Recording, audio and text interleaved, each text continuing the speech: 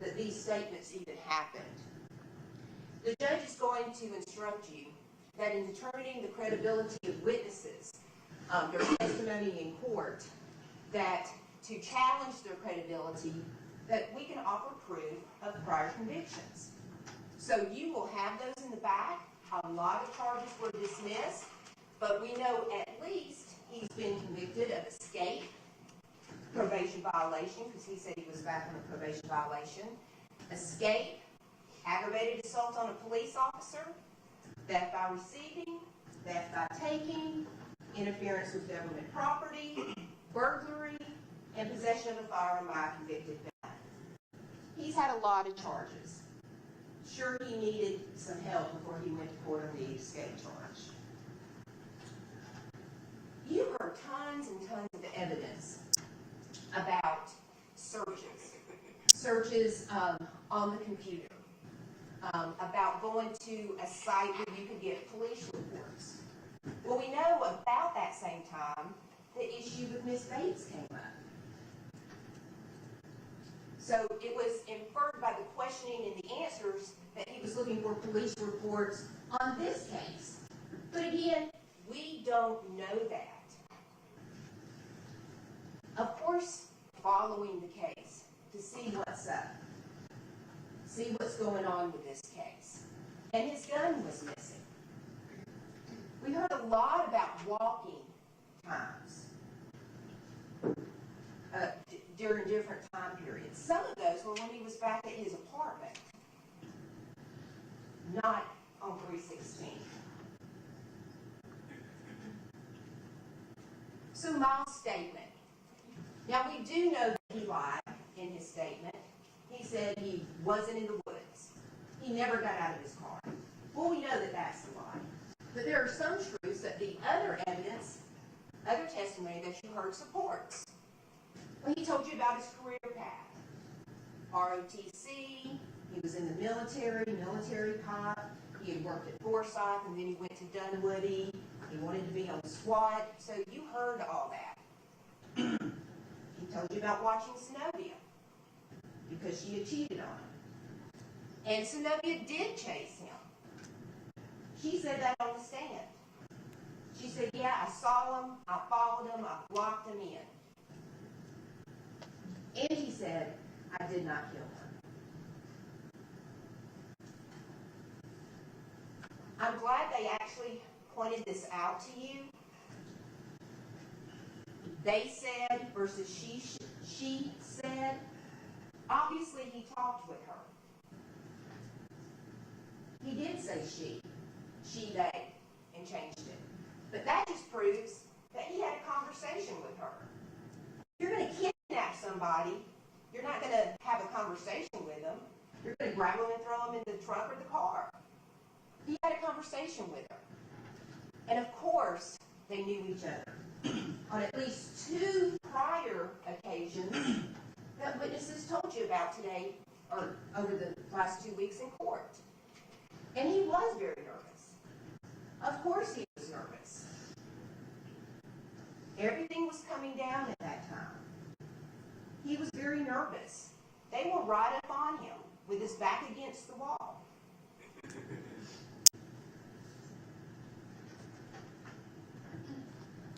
The only things we know for certain, she was in the car, truck, I don't know why we always default to car, with Miles. We do know that Miles left her in the woods. We don't know if she was unconscious at that time or if she was dead. We don't know that he did anything to her to cause that. We do know that Miles went back to search for his gun. Looking at that metal store place, maybe trying to get a metal detector. That was one of his searches.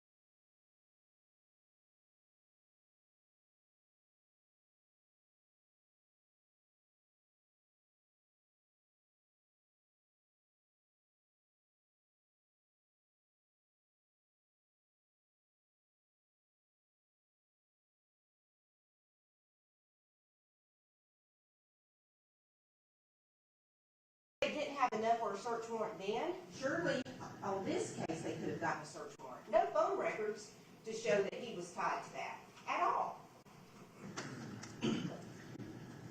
She had him labeled as a stalker in her phone. That could have been changed any time.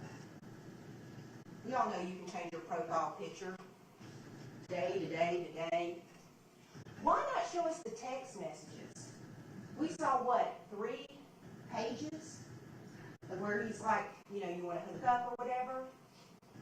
Why is it whenever he talks about, I think it was moonshine or some sort of alcoholic beverage, LMAO? Is that what you respond to a person that's stalking you? That doesn't make any sense. We don't have the text messages. Never told him to stop and never blocked him. In fact, she wanted to lure him over to her apartment to get evidence. If you're afraid of somebody and somebody's stalking you, you block that person. You block their number. You change your number. You go take out a protective order. Never told him to stop and never blocked him. In fact, still had him on social media. Because I believe that's where she said she posted a little video about him leaving. That makes no sense. And we know that this was investigated by the Dunwoody police. Again, volumes and volumes of paperwork. We didn't hear from the Dunwoody police. And we know he was still working there. Talking to the 13-year-old.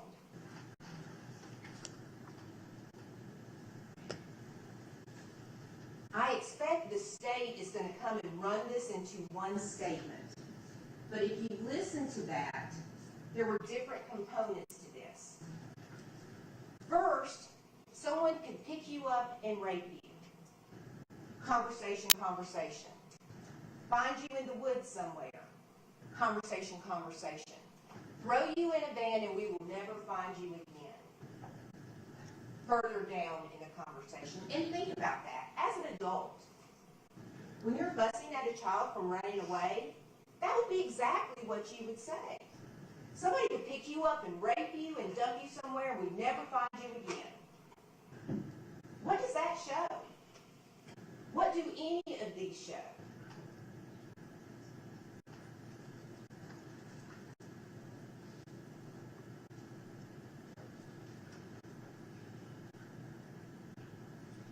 So this is what the court instructed you on before that evidence came in. You can't infer from this evidence that he is of a character that would commit such crimes. They're just being offered to show lack of mistake, intent, motive. But what does that show? Does it show kidnapping? Does it show murder? Does it show intent to rape? No. It just makes Miles look bad, which is all that they can depend upon since they have no evidence of malice murder and no evidence of kidnapping. Reasonable theories, which were actually brought up during his interview. Did she overdose? We possibly could have had evidence from that, and I'm going to go into that in just a little bit, but we don't. Took off the puke-drenched clothes before putting her in the car. Zenobia confronted him, thought he was with a girl. Jealous, busted out his mirror. His other girlfriend corroborated that statement that he said during the interview, that he did have a busted mirror about that same time. What happened between 10:07 and 10:21? What happened between 10:21 and 10:29? We don't know. When you're back in the jury room, I'm sure that you can come up with a reasonable theory. Basically, the state has come up with a reasonable theory. The bottom line, the state's case is a theory of what could have happened. And all their evidence is tailored to that. Like when Biggers was testifying, oh, you could see directly into her house. How long had they lived there? How long had Miles lived there? Would there have been a time where he would have had that same view? Back when this happened, we know that all the trees had their leaves on it. Could you have seen during that time? We don't know.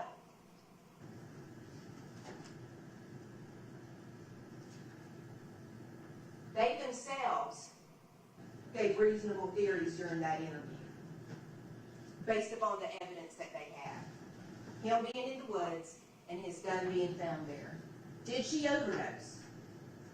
Did Zenobia catch all and something happened?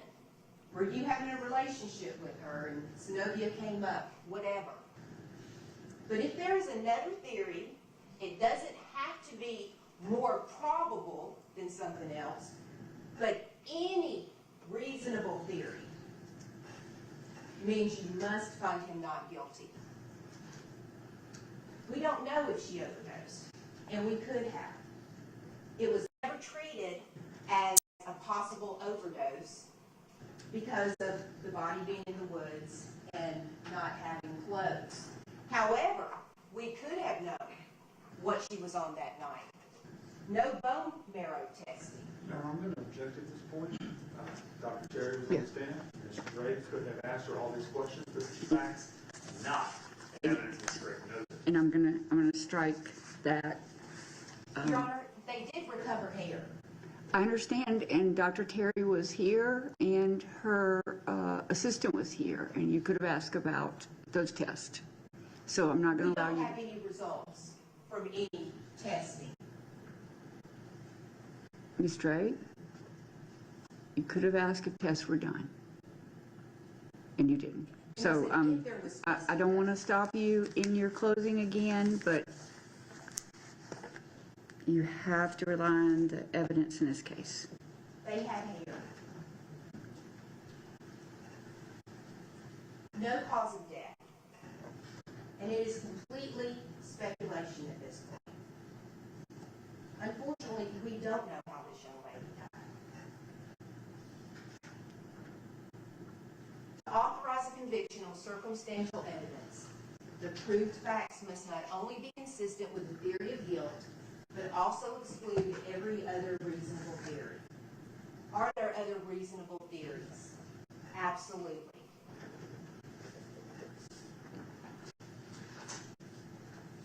After giving consideration to all of the facts and circumstances, the Life 360 compared to the walking video, the breaks in time, if your minds are wavering, unsettled, or unsatisfied, then that is a doubt of the law. This is what this case is. Grave suspicion. And the court is going to instruct you that facts and circumstances that merely place on the defendant a grave suspicion of the crime, or that raises a speculation or conjecture of the defendant's guilt, are not sufficient to authorize a conviction.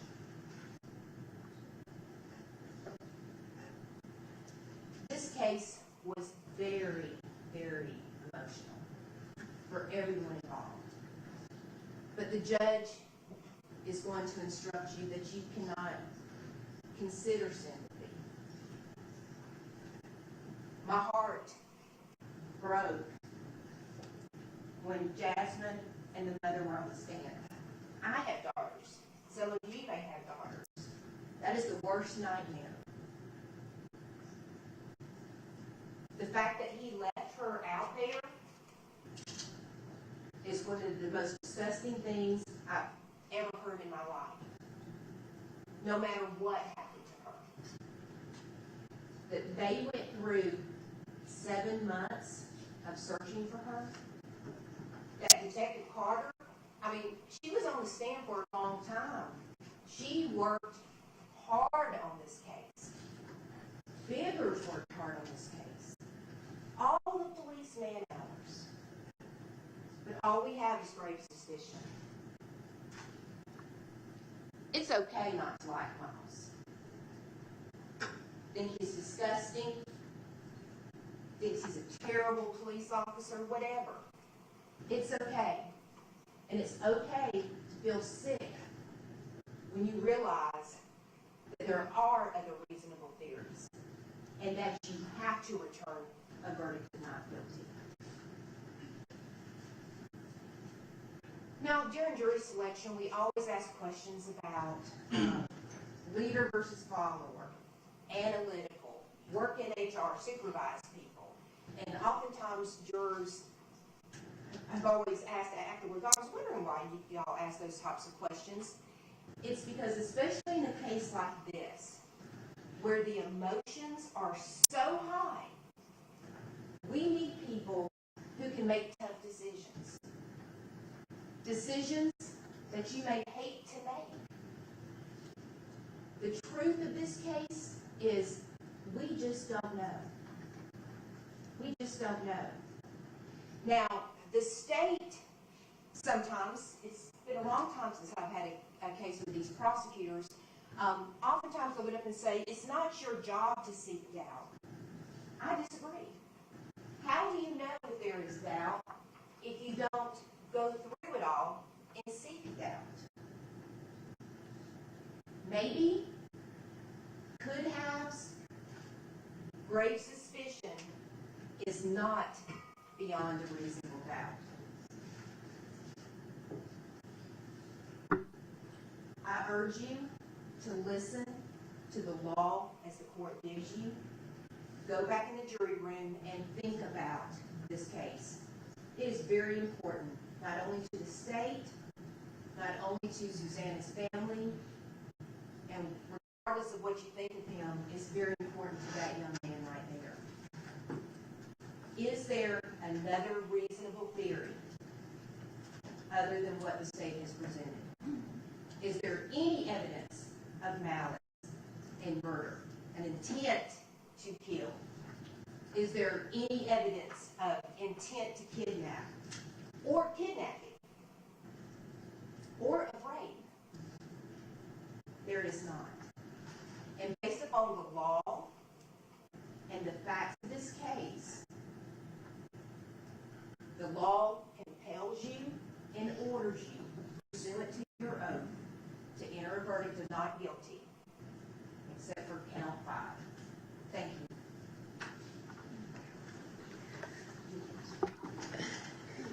Ladies and gentlemen, I do expect the state's closing to go at least an hour and a half. Would y'all like to take a 10-minute break?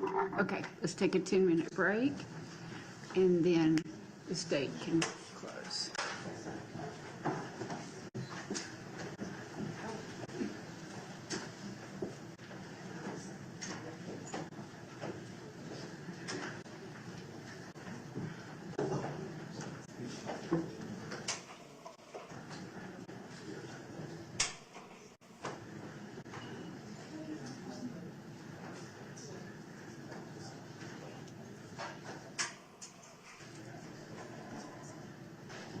Mr. Bryant, no, come back out here. Mr. Bryant, during your attorney's closing, I asked the attorneys to approach.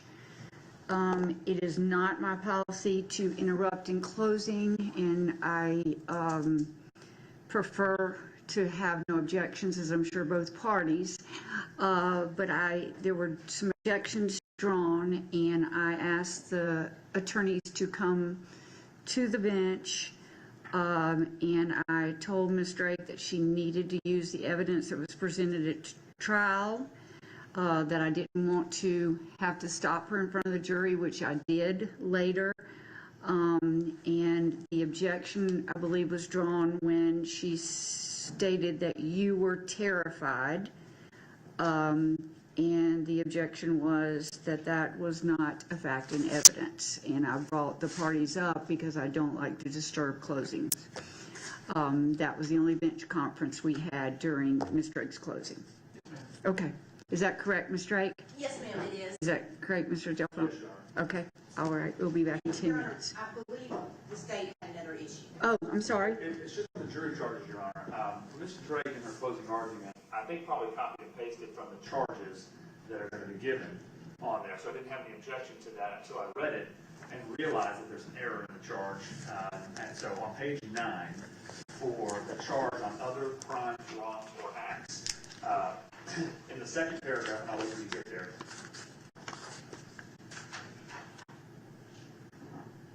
It says, in order, it should say in order to prove its case, but that's not the big issue. The state must show intent and identity of the perpetrator. The charge that was given, actually, on the limiting instruction for the 404, and the reason the court admitted it, is for intent and motive. Right. Identity is a reason under 404B that we can admit, but that's not one of the reasons the court actually admitted the evidence for.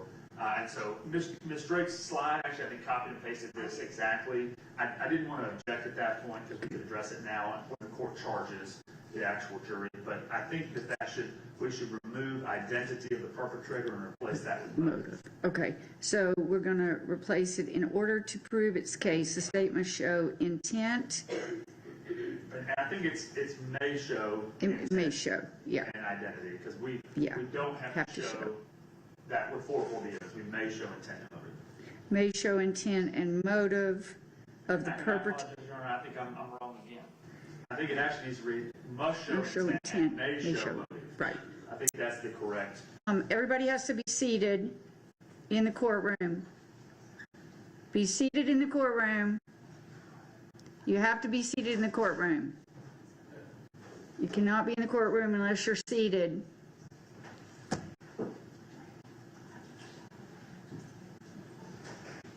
Okay. In order to prove its case, the state must show intent. And we've got the last sentence, may show motive. The language that's in the limiting instruction, I think is perfect. It says, in order to prove its case in counts 1, 2, 3, and 4, the state must show intent, period. The state has offered evidence of other acts allegedly committed by the accused to prove intent and motive and negate any defenses of accident or mistake. And so you might just copy and paste that portion of the limiting instruction into the top here. Okay. I think the biggest issue is that identity is not the identity. Right. I don't think that's an issue. Right. I mean, you agree with that. Yeah, that's just a mistake in the charges. Okay. I'm going to get the charges changed, and I'm going to take a 10-minute break now. I'll give y'all 10 minutes.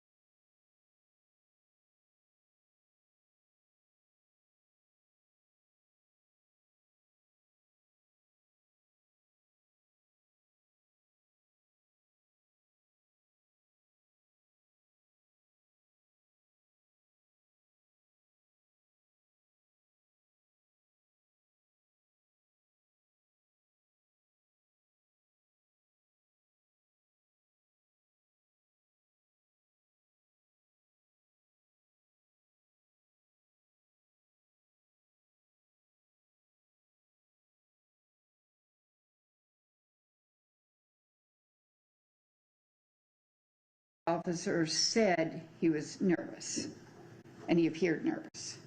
But terrified is that he was terrified was not in evidence. Nervous, scared. And you went on to say those. You went on as soon as I stopped you. You went on to say he was very nervous. He was shaking. They said he was shaking. He was nervous. Who wouldn't be? Right, but I think it's a reasonable inference that he was scared as well. I understand the objection. I appreciate you putting it on the record. Okay, thank you. Anything else from the state before we bring the jury back in? No. Okay. Anything else from the defense? Oh, no, ma'am, thank you. Okay. And Mr. Bryant, before you came out, I asked your attorney and the state's attorney to make sure that page 9 of the jury charges was corrected. It came up, I believe, based on your attorney's closing, drew the state's attention to it, and we corrected it to the satisfaction of both attorneys on the record right before you came out. So let's just do that again. Are the jury charges correct, Ms. Drake? Yes, ma'am. Are the jury charges correct, Mr. Delphine? Yes, Your Honor. Okay. All right. Anything else? No, Your Honor. Okay. All right. We'll bring the jury back in. Yes, Your Honor. I'm leaving the lights up. I'm assuming you want them, you and Ms. Drake them to see you. Yeah. That's why I left them up.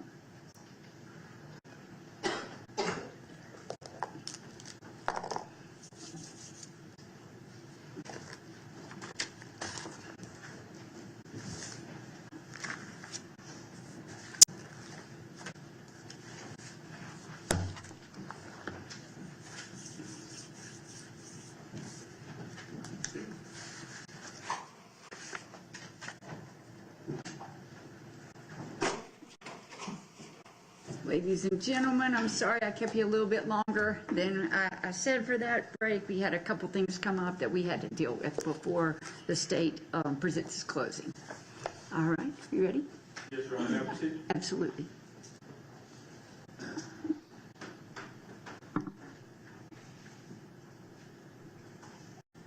This badge is supposed to stand for something.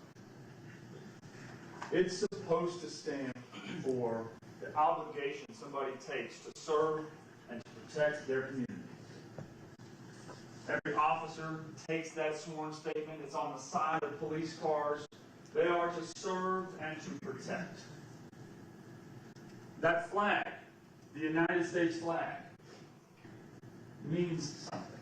When somebody in the National Guard takes an oath to uphold and defend the Constitution of the United States and the laws of our country and the laws of the state of Georgia, it means something.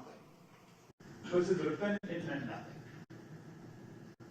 He took those oaths, and as you've seen through the trial, violated them time and time again. He didn't serve. He didn't protect.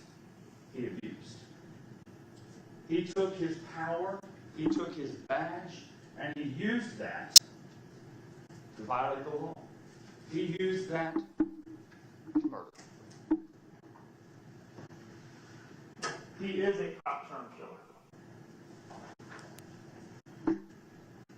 I told you in the opening, there is nothing hidden that will not be disclosed, and nothing concealed that will not be known or brought out into the open.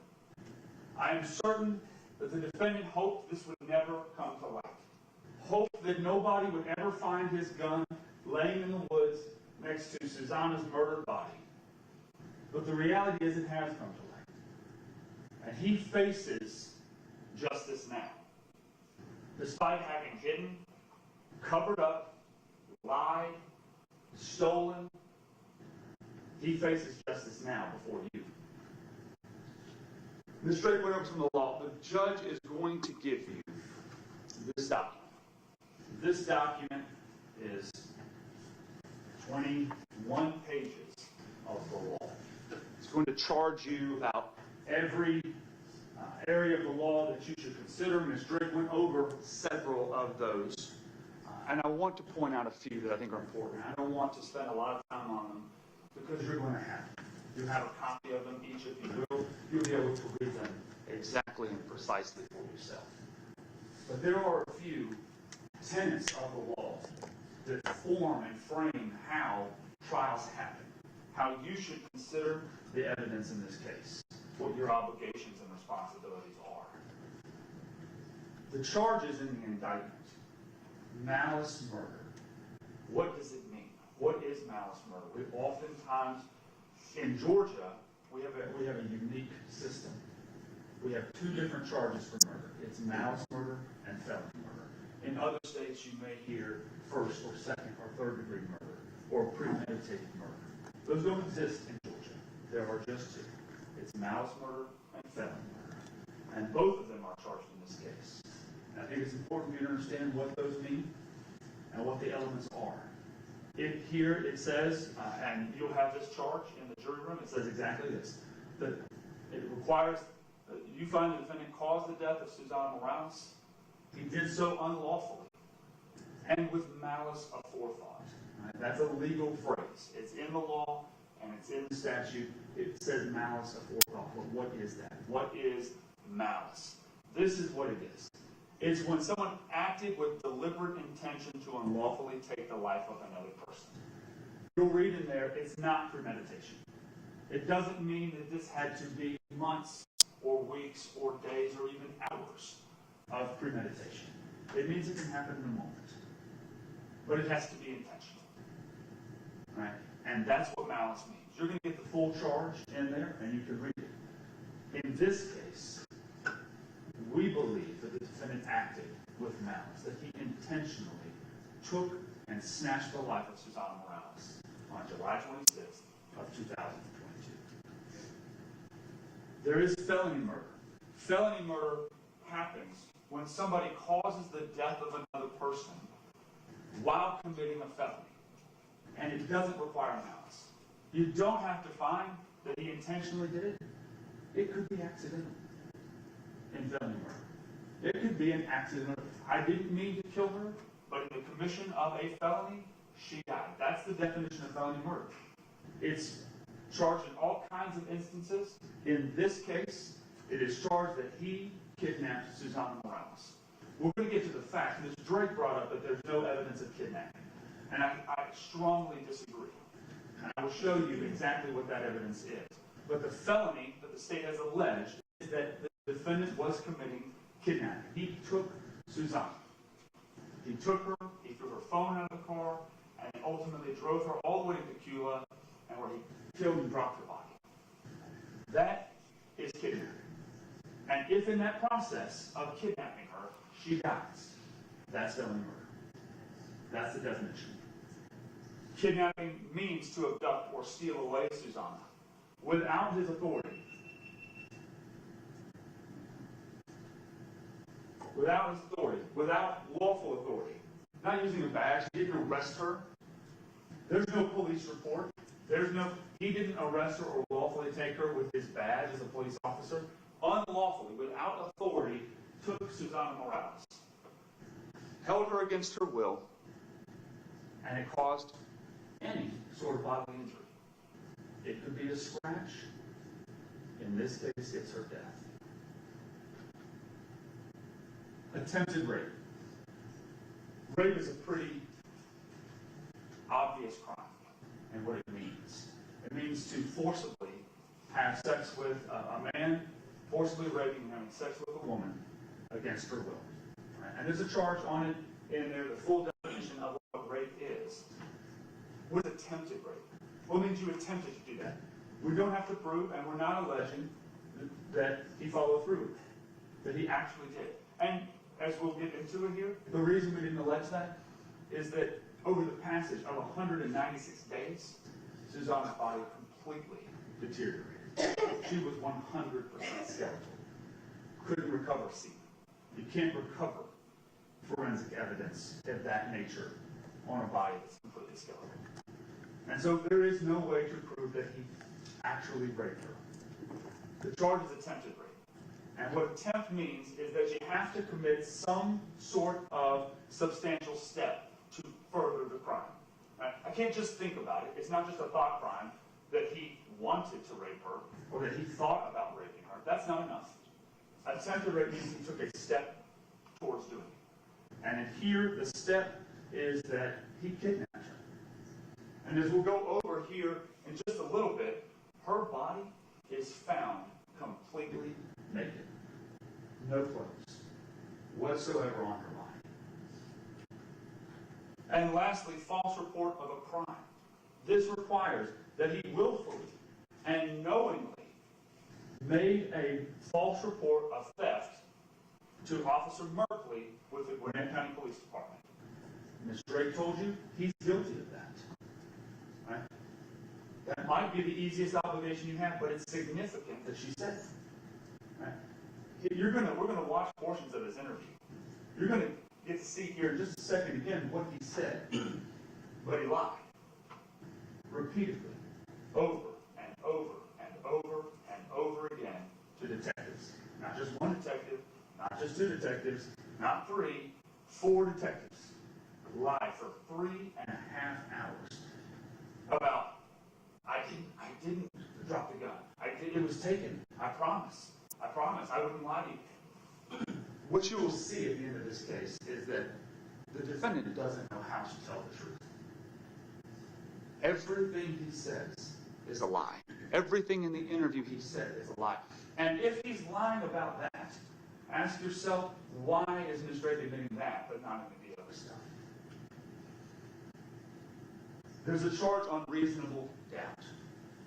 This encapsulates this entire process. Reasonable doubt.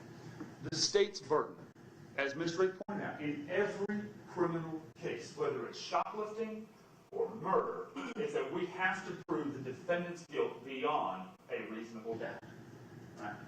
It is such a common phrase that it's ingrained into most of our minds, and in our daily lives we hear that phrase. And oftentimes we misconstrue that phrase. What does it actually mean? Oftentimes we use it in common vernacular and daily life to mean that we've got to be positive. Right? We've got to be 100% sure and certain of things. But that's not what it means. Right? And in fact, who's really 100% certain of anything in life? Right? There's an old adage, the only thing certain is death and taxes, right? But even that is somewhat of a joke, right? Being 100% certain of anything in life, am I 100% certain that after this I'm probably going to go eat? No. I would like to think that maybe I will, but I'm not 100% certain of that. And the reality is we're not 100% certain of almost anything in life. That's not what reasonable doubt means. What it means is a doubt based upon common sense and reason. You're going to get the full charge. You can read it.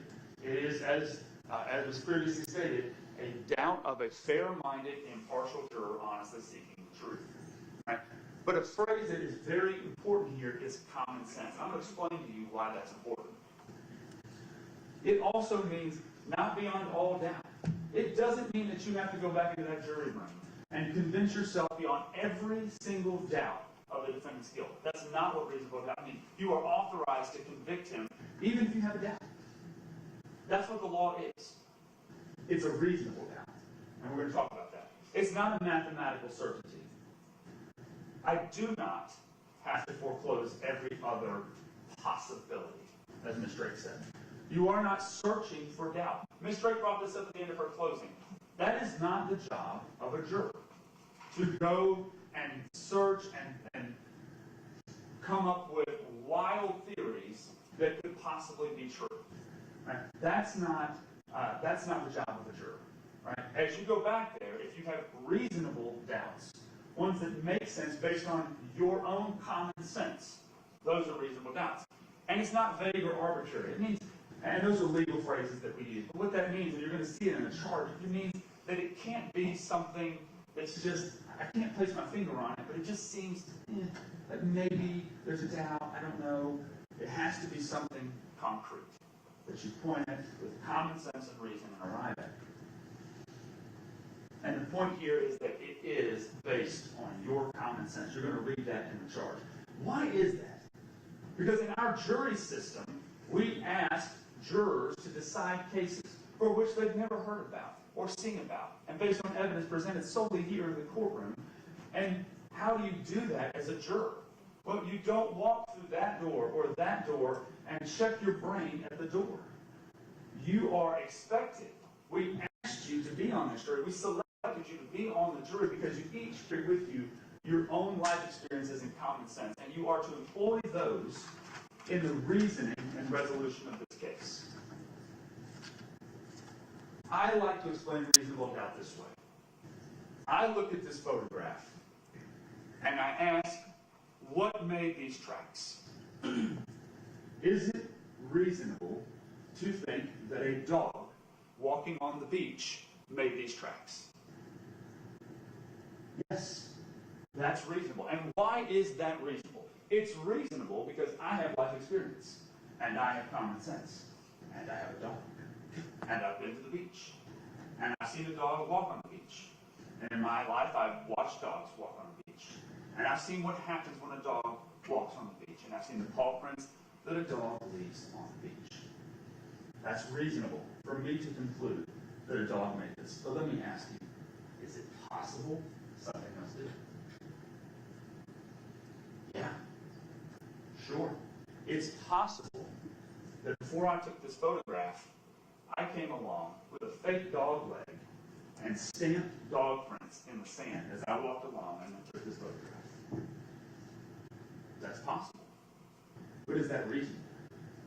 When you see this photograph in your common sense, what's the first thing that comes into your mind?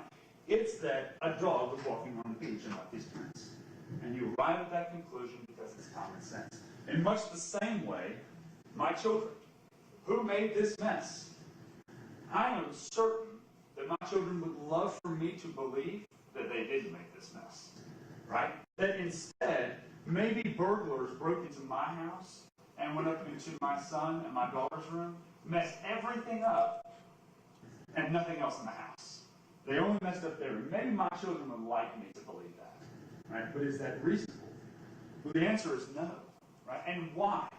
Because I know my children, and I know what children do. And I know that when I walk into my kid's room and I see a mess, I can conclude my children did it. I wasn't there when it happened. I don't have cameras in their room. I don't have a witness who's going to come and tell me, hey, your son messed up his room. Right? But I reach reasonable conclusions based on my own common sense. Is it possible somebody else did it? Sure. It's possible somebody broke into my home and messed their room up and left and messed up nothing else. But that's not reasonable. Right? And that's what reasonable doubt is. When you're in the back, are there other theories? Are there other things that Miss Drake would like for you to believe happened here? Sure, there are other things that she has posited out there that she has said. None of them are reasonable. You're going to get some charges on evidence, right? What type of evidence? What can we consider? What can we not consider? Those types of things. There are two types of evidence that you commonly hear. Ms. Drake has talked about some of the direct evidence and circumstantial evidence. Now, if you ask 9 out of 10 people, tell me what circumstantial evidence means, everybody will discount it, right? Oh, that's circumstantial, completely circumstantial. You can't believe or conclude anything because the evidence is all circumstantial. And I imagine, like me, you may have heard that. You may even have that strongly held belief that that's what it means. But it is entirely something different. In the legal context in the courtroom, that's not what it means. Direct evidence is evidence that can be seen or heard or otherwise directly sensed, such as by smell, taste, or touch. Also hearing. So, things that you've heard in the courtroom, such as witness testimony, the exhibits that you have in the back, all of these photographs, you've got the discs, there's physical evidence, the defendant's gun left at the scene. That is all direct evidence, and you are authorized to consider it. Right? You should consider direct evidence. Right? It makes sense You've seen it. Witnesses have testified about it. That's the stuff that you look at and you consider. But you also consider circumstantial evidence. Well, what does this mean? Circumstantial evidence is the proof of facts or circumstances by direct evidence, from which you may infer other related or connected facts that are reasonable and justified in light of your experience. This goes back to the photographs I showed you. I've got direct evidence. That photograph of the dog prints on the beach. I got direct evidence. I've got the photograph, right? But I want to know what caused it. Well, how do I reach that conclusion? It's based on circumstantial evidence. My own experience leads me to believe in reasonable and justified ways that the dog did it. In much the same way my children in their room. I've got direct evidence of the mess. I've got direct evidence of the toys everywhere, but I've got no video footage or proof. Well, how could anybody arrive at a conclusion if we have to have video of every single thing? Right? That's never required. Right? It's never required to have video. Certainly, it would have been wonderful to have the whole thing on video. But with my kids, much like this case, I can use my reasoning and reach that conclusion based on circumstantial evidence. Magistrate cited to you a charge, and it said that to authorize a conviction on circumstantial evidence alone, the state's theory of guilt, the state's evidence, I have to disprove every other reasonable theory. And that's a charge that you're going to read. It's in there, and it says that. What the charge means, and what Ms. Drake did not tell you, is that situation applies only where the only evidence presented is circumstantial evidence. But that's not the case here. You have direct evidence to consider. You have all of the exhibits. You have your recollection of what every witness said and the notes that you took to help you with that recollection. That's direct evidence. That, in conjunction with the circumstantial evidence, you are authorized to consider all of it. The direct evidence, the circumstantial evidence, and arrive at reasonable conclusions based upon that. Oftentimes I utilize this as an example. This is direct evidence. I don't need much more to know that the dog chewed up the pillow. He is actively, currently in the process of doing it. But how does that change whenever I find this? I don't have a photograph of the dog chewing up the stuff. But I do have some direct evidence. I've got the mess. And I've got circumstantial evidence, which are my reasonable inferences from that evidence. What does all of this mean for you? What it means is that you use your common sense. That's all we're asking you to do. And I hope that as you walked in here and sat down for the first time and started hearing this evidence, that all of this that you've heard makes sense. This is common sense, what happened here. We don't have to go hunting for Bigfoot in the woods here. This is obvious of what happened to Susana Morales. You will use your common sense. But there are some strategies that the defense has used in this case to try to mislead you, to try and lead you astray. There's a quote, "They muddy the waters to make it seem deep." All right, what does that mean? Well, if you've ever seen a stream, if you've ever seen a creek bed or a river, oftentimes that water can be very clear and you can see all the way to the bottom. You know just how deep it is, and you know what's on the bottom of that. You know what lurks beneath the surface. You can see it. But muddying the waters, what happens when somebody comes in and takes a stick and stirs everything up so that you can't see, or so that it doesn't appear clear to you. And it's distraction. It's taking your focus off of what's important in the case and coming up with random theories and conjecture that makes no sense in light of this case and in context. There's another defense strategy. This is a red herring. And we may have heard that phrase in psychology or in human reasoning and thinking. What is a red herring? What's an actual fish? Red herring is a fish. And where did this phrase come from? When, back in the day, hunters would use hunting dogs to track animals. Foxes, deer, whatever they were hunting, they would use hunting dogs. And oftentimes, in order to train the dogs, hunters would take a red herring fish and they would run it across the scent trail of the animal they were tracking.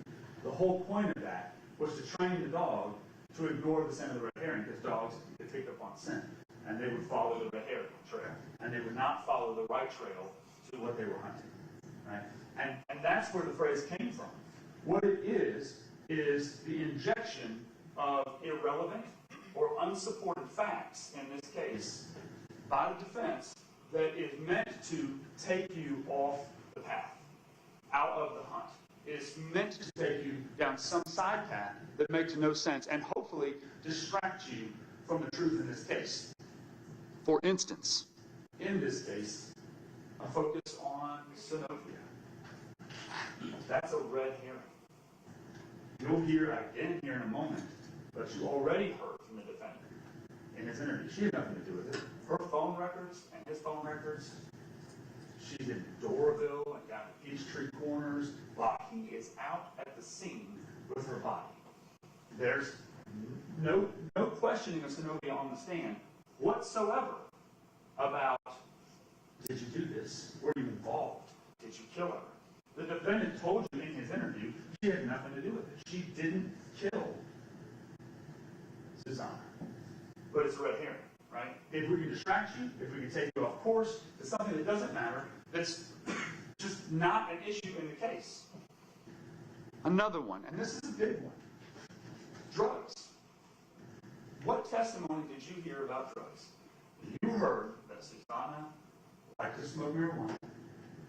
And she smoked marijuana. You heard the testimony in the case that she had tried a pill one time and wrote about it in her journal and said she didn't like it. And she told Axel, her boyfriend, it made me feel disgusted with myself. That is the evidence of drugs. The rest of this about maybe she overdosed, maybe she died that way, is a complete red herring, unsupported by any evidence in the case. Not a single person told you that she overdosed. Not a single person told you that she even had other drugs that night, or any night other than one time, months and months before that incident. That's a red herring.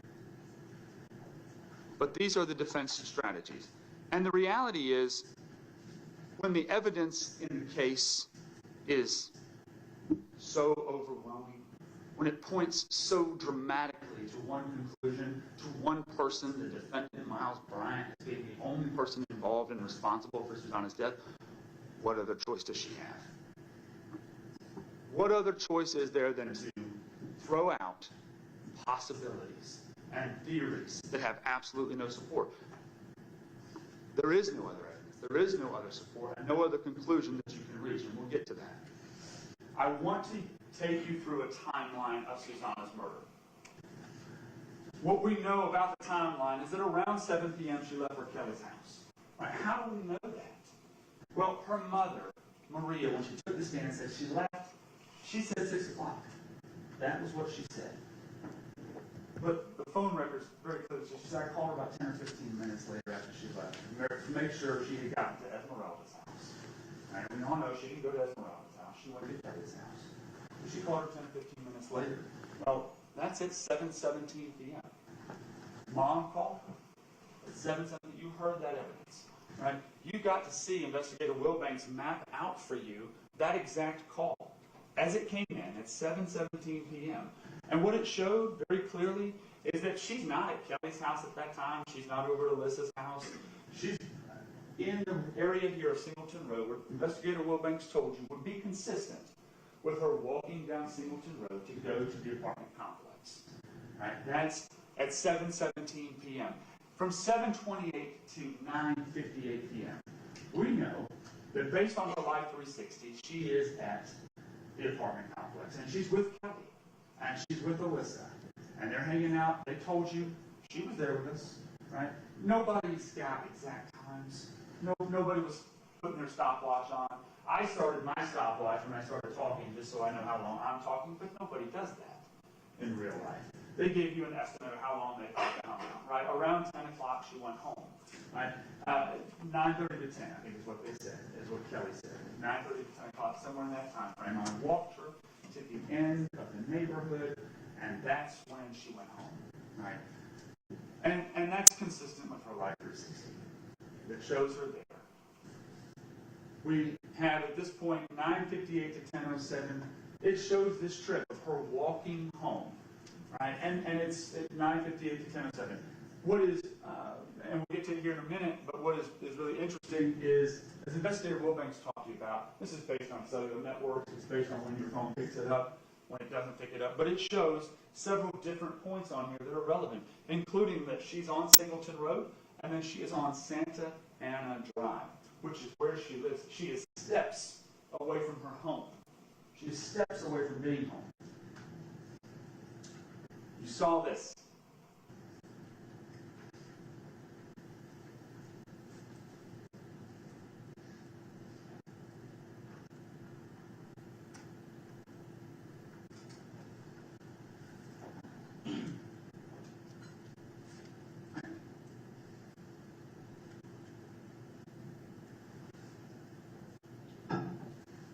I'm just going to turn the sound on the laptop real quick.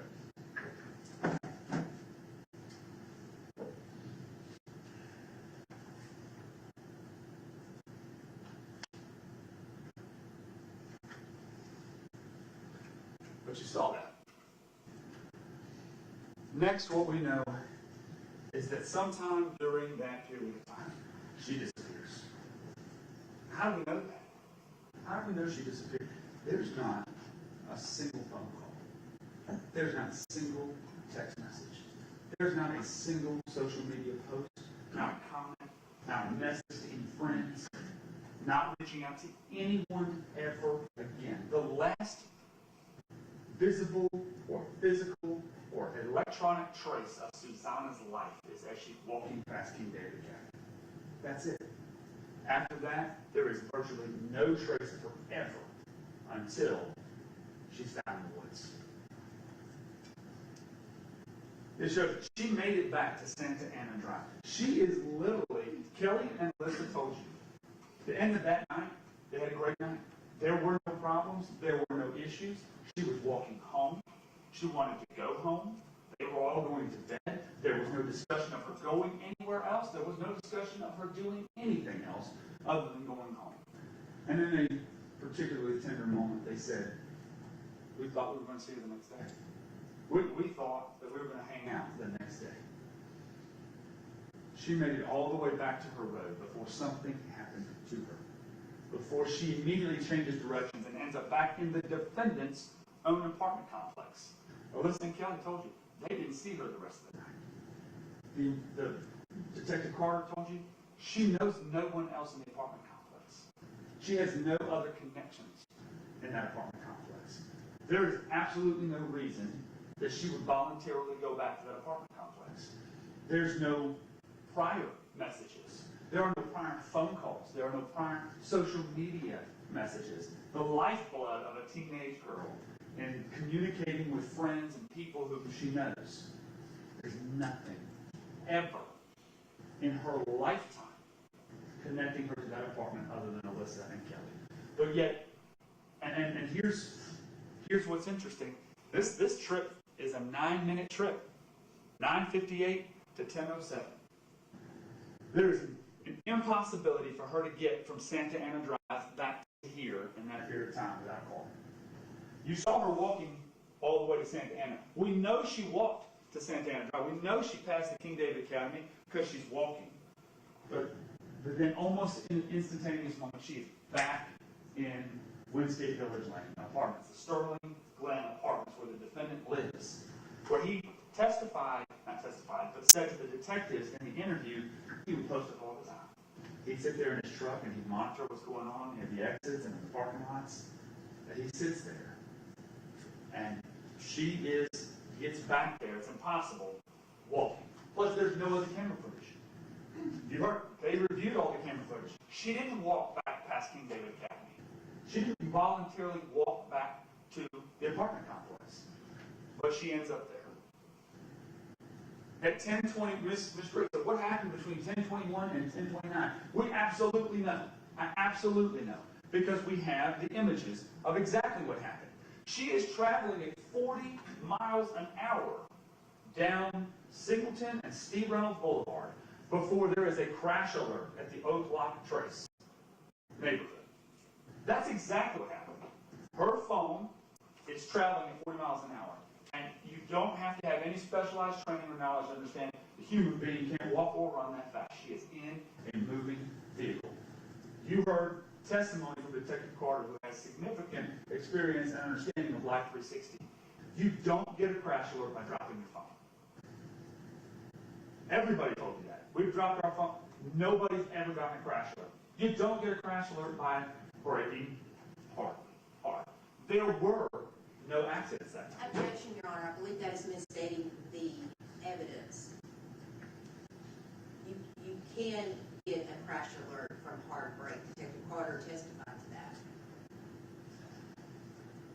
Mayor, Judge, what the testimony, the text message says it could be from any of those things. What the testimony, and I don't make up evidence, the testimony from the witnesses is that nobody has ever gotten a crash alert from hard braking. That's my recollection. But they also introduced the message itself, which says this could be from hard braking. Yes. May I continue, Your Honor? Absolutely. The photograph here, and what's interesting about this, Detective Carter testified and told you that what appears to happen up here is a U-turn on Steve Reynolds Boulevard. I'm going to take you to the testimony of Synovia. She said, I saw the defendant coming back this way on Steve Reynolds Boulevard, and then he turned right here. And that's where she confronted him, right, about the vehicle. That's wholly consistent with him turning around, U-turning on Steve Reynolds Boulevard and coming back. But in any event, at that moment, Susana's phone is thrown from the vehicle. There are no accidents. There are no, she didn't drop it, it doesn't happen. Detective Carter told you of significant importance. The only way you can get a crash alert is that your vehicle has to be traveling more than 25 miles an hour for at least 30 seconds. That's the rules from Life 360. I didn't make them up, they did. And that's what she testified to. So, if there are no accidents and there are no other incidents, her phone is thrown from the vehicle. How else do we know that? You're going to see here in a minute, phone records. Her phone never moved again. It stayed there, despite her body ending up 22 miles away. 16-year-old girl voluntarily throwing her phone out of the window because she doesn't want it, and then ending up dead? That doesn't make any sense. What makes sense is the defendant throwing her phone out of the vehicle. And how do we know that makes sense? Because Ms. Drake didn't mention it one time in her closing. That's what she doesn't want you to know. She doesn't want you to think about no possible version of events that she is attempting to get you to believe can account for the defendant throwing Susana Morales' phone out of the window. It makes no sense. Why would he throw it out? Why would he? It's murder. He doesn't want to be tracked. Those phones can be tracked, and we did. We tracked them, but her phone never moved. It stayed there through 76 missed calls from her mother and her sister and her friends and her boyfriend. And it rang, and it rang, and it rang. You heard another red herring in this case, another distraction tool, was that Ms. Drake questioned witnesses about the battery being dead. Right? There's no way that that could be where the phone remained because the battery's dead at 10:30. Well, you've heard numerous expert witnesses testify to you that phone did not die at 10:30 p.m. It died after 6 a.m. And how did we know that? Because her phone records show call after call after call, logging and pinging off the same tower in the same sector, never moving again after 10:29 p.m. We do know that her phone was thrown at that time at 10:29. The crash alert that was received shows Susana at that location at 10:29 p.m. And her phone is never found again. It's never recovered.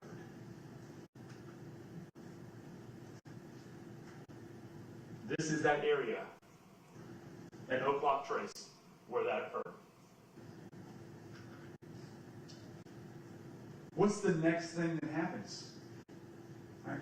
There's not much else that happens that we have documented, other than the defendant sending his mother text messages. 11:58 p.m.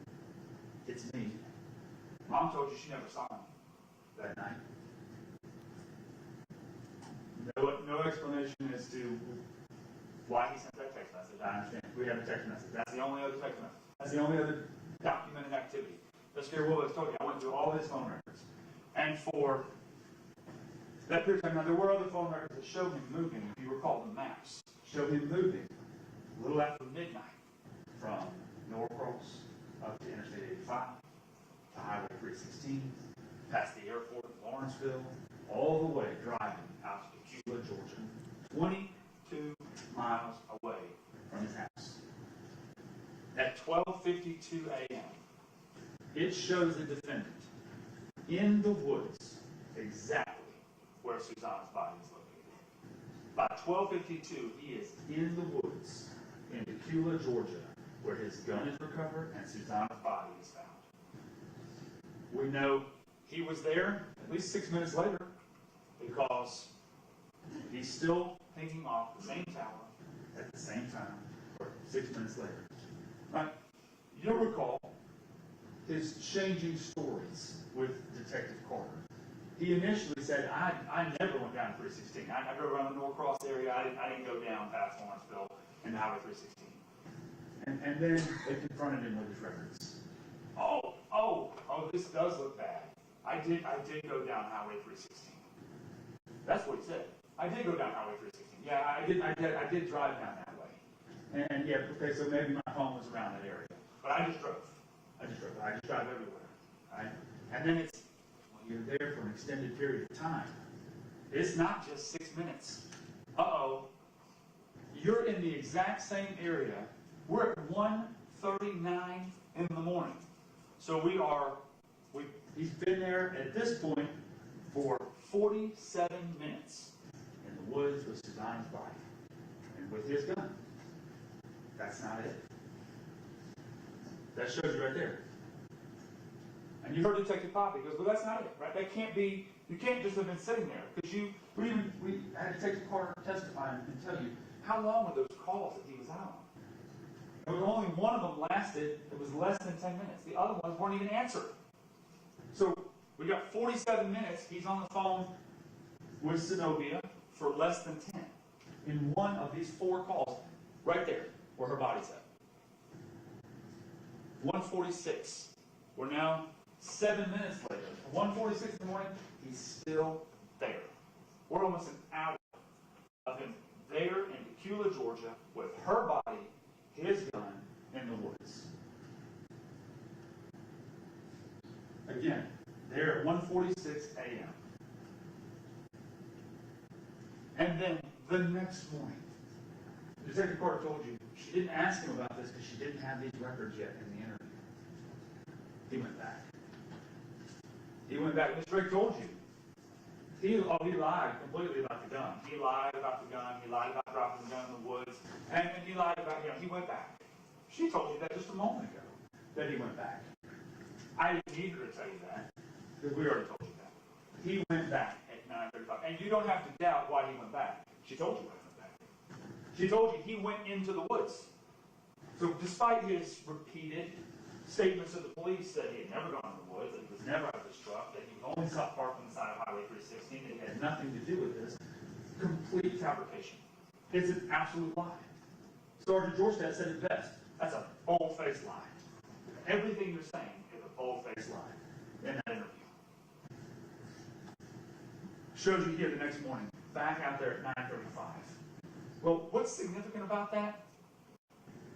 We'll talk to you about that in a moment. But I want to talk about Susana Morales. I want to talk about who she was. What you heard testimony of. Happy. Life of the party. Comic to her friends. 16-year-old girl. And in the prime of her life. She's just getting started. No connection to the defendant. Alyssa Marvin told you that as they were walking out of the apartment complex, the defendant offered them a ride, which they declined. She also told you that she, Alyssa, talked to the defendant at the pool and Susana was there. That's it. She is present 2 times when the defendant shows up. That does not show a relationship. It does not show any communication between the two of them. It doesn't even show that she knew him, ever spoke to him, or talked to him, ever. In fact, Detective Carter went through her phone records, through the defendant's phone records, through the defendant's cell phones, through both of their social media accounts, not one single communication in history between the two of them. Ever. Ever. She didn't know him. He was a stranger. She had never interacted with him. There is no evidence, period, that she had ever interacted. In fact, there is evidence to the contrary. There's no communication. Somebody you interact with, somebody you're friends with, somebody you know you're talking to on the phone, or text messages, or probably most teenagers, social media. 0. She didn't know. She had never spoken to him. There's no evidence of her ever even speaking to him. She is walking home from her friend's house. That's what she heard. Kelly and Alyssa told you everything was normal with her that night. And yes, she smoked marijuana. And according to the defense, apparently that's somehow justification for murder. That she's smoking marijuana, so she must be a troubled teenage girl. Right? Straight to consider herself like most teenagers who smoke marijuana. That's all that happened that night with her. There's no evidence of her using anything else, of her taking anything else, of anything else ever other happening to her whatsoever in life. Her friends hoped to see her the next day, but when she left, despite communicating and talking and texting with her best friends on the planet, she never sent another message, ever. Not, hey, I'm going to go over here, or I'm going with this person, or this, or that, or anything. There are none on any platform, anywhere. And even if we thought, well, maybe somebody deleted them, they're on her phone records. There's no outgoing messages. There are no outgoing phone calls. She never called another person. She never texted another person or communicated with another human being other than the defendant that night. All of her friends said she would not get into the truck with someone she didn't know. The defendant, she did not know him. He is a stranger. He is what goes bump in the night. He is the one who uses his badge to prey upon innocent girls, which is what he did that night. She didn't know him, and everyone testified she's never gotten into the vehicle with anybody she didn't know. She's never done it. She would never do this. The people who know her best in life, her best friends, and she, as Morales testified, I told you, Rose, no, Alyssa, Kelly, she would not do this. She was in a happy relationship with Axel. He told you. I loved her, and I think she loved me back. They had been going out for a couple of months. Her friends told you she's not that kind of girl.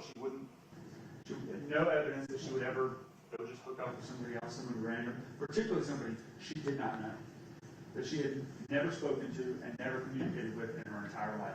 But yet somehow she ends up completely naked in the woods a few hours later. She was going home. Their theory of something else happening makes absolutely no sense and isn't supported by a single shred of evidence. Not one thing that they can point to say, this is what she did. This is where she went. There's nothing. She was going home. The evidence that you heard in the case from her family and her friends, as we talked about, that she was happy and healthy. She would not run away. Ms. Drake says, oh, she's run away. She's a deprived child, or she's just somebody who just runs away constantly. Her mother, her sister, all her friends told her that didn't happen. She didn't run away. Right? Would she stay at friends' homes? Sure. But her mother always knew where she was. And her sister always knew where she was. Not one time in her 16 years of life has she ever not come home and not told anybody where she was. That's the kind of person Susana was. Not some deviant pothead who was irresponsible and not talking to her mom and running off into the night with strangers. Despite whatever characterization the defense wants to make about her, that is not true. She always told everybody where she was. she didn't know the defendant, she wouldn't get into the truck with a stranger, she was on her way home, and that she had absolutely no reason to go back to the apartment complex that night. Not one. The Gwinnett Police, multiple detectives from the Special Victims Unit and the Gwinnett Homicide Unit told you about searching for her. Not a trace. Not anything about her whereabouts. Canvassing the Sterling Glen apartments, nobody who ever saw her again. Nobody who ever saw her come back to Sterling Glen apartments that they found. Nobody who ever said she walked back to the apartments. None of her friends. She didn't text any of them, didn't call any of them to say, I've changed my mind, I'm doing this, or I'm going here, or I met this person, or I'm doing that. None of that happened. She vanished without a trace. You heard from the medical examiner, Dr. Carol Terry. You saw these heartbreaking photographs of how this defendant dumped and left her body in the woods. Not there. Didn't even dig her a grave. Dropped her body in the woods and left her there for animals to take. To eat her flesh. Her family for 196 days. No funeral that they got to give for 196 days. No even knowledge of where she was. If she was alive. If she was kidnapped and being held somewhere. If she was anything. He callously left her body here. You heard about the autopsy. Testimony from Detective Carter and from Dr. Terry. They've never, ever seen a teenager dumped in the woods naked and it wasn't a homicide. Not one time. Dr. Terry, over 30 years of being a forensic pathologist, over, I think she said 6,400, but it might be more than that, autopsies she's conducted, including numerous ones with skeletal remains. The experience that she has is unparalleled in DeKalb County, in Fulton County, in Gwinnett County, and across the metro Atlanta area. Never seen it. Ever. And what she did tell you was that she was very suspicious of this being homicidal violence based on the circumstances of what happened. A 16-year-old girl ending up naked in the middle of the woods in Decula, Georgia, on the side of Highway 316. No way to get there, no messages, no anything. But this is a homicide. She said, I have to be consistent. I have to be consistent. I didn't find skeletal trauma, so I can't say homicide. I just can't say the word homicide. But it's very suspicious of homicidal violence. There's no way she could have gotten out there to her location. And what's more, and you'll hear yet again here in a moment, the defendant definitively told you this wasn't an accident. If you recall, in the interview that he gave, he foreclosed every single theory, reasonable theory that Ms. Drake is trying to convince you was reasonable. He said it didn't happen. It wasn't an accident. It wasn't an overdose. It wasn't some opiate. It wasn't that. He told you in the interview it wasn't an accident. And what's also interesting, 3.5 hours of hearing from detectives about how his gun is found feet away from Susana Morales, the missing 16-year-old girl. He came into play completely dumb, but we all know that's a complete fabrication. He had done research on her for the entire 196 days. So he knew exactly everything that was going on, despite playing dumb to the detectives. He never asked one time how she died. He never said, was she shot with my gun? My gun's out there. It's because he knows how she died. Dr. Terry told you, it is particularly suspicious of strangulation. And that's relevant because the DNA, they didn't find DNA in the truck, right? If she had been shot or stabbed in the truck or before and put in the truck, there'd probably be blood everywhere, and you can't hide that. If she had overdosed, there'd be vomit. They found no traces of that, right? It's based on all of that, Dr. Terry told you, extremely suspicious of strangulation, of an asphyxial form of death, strangulation.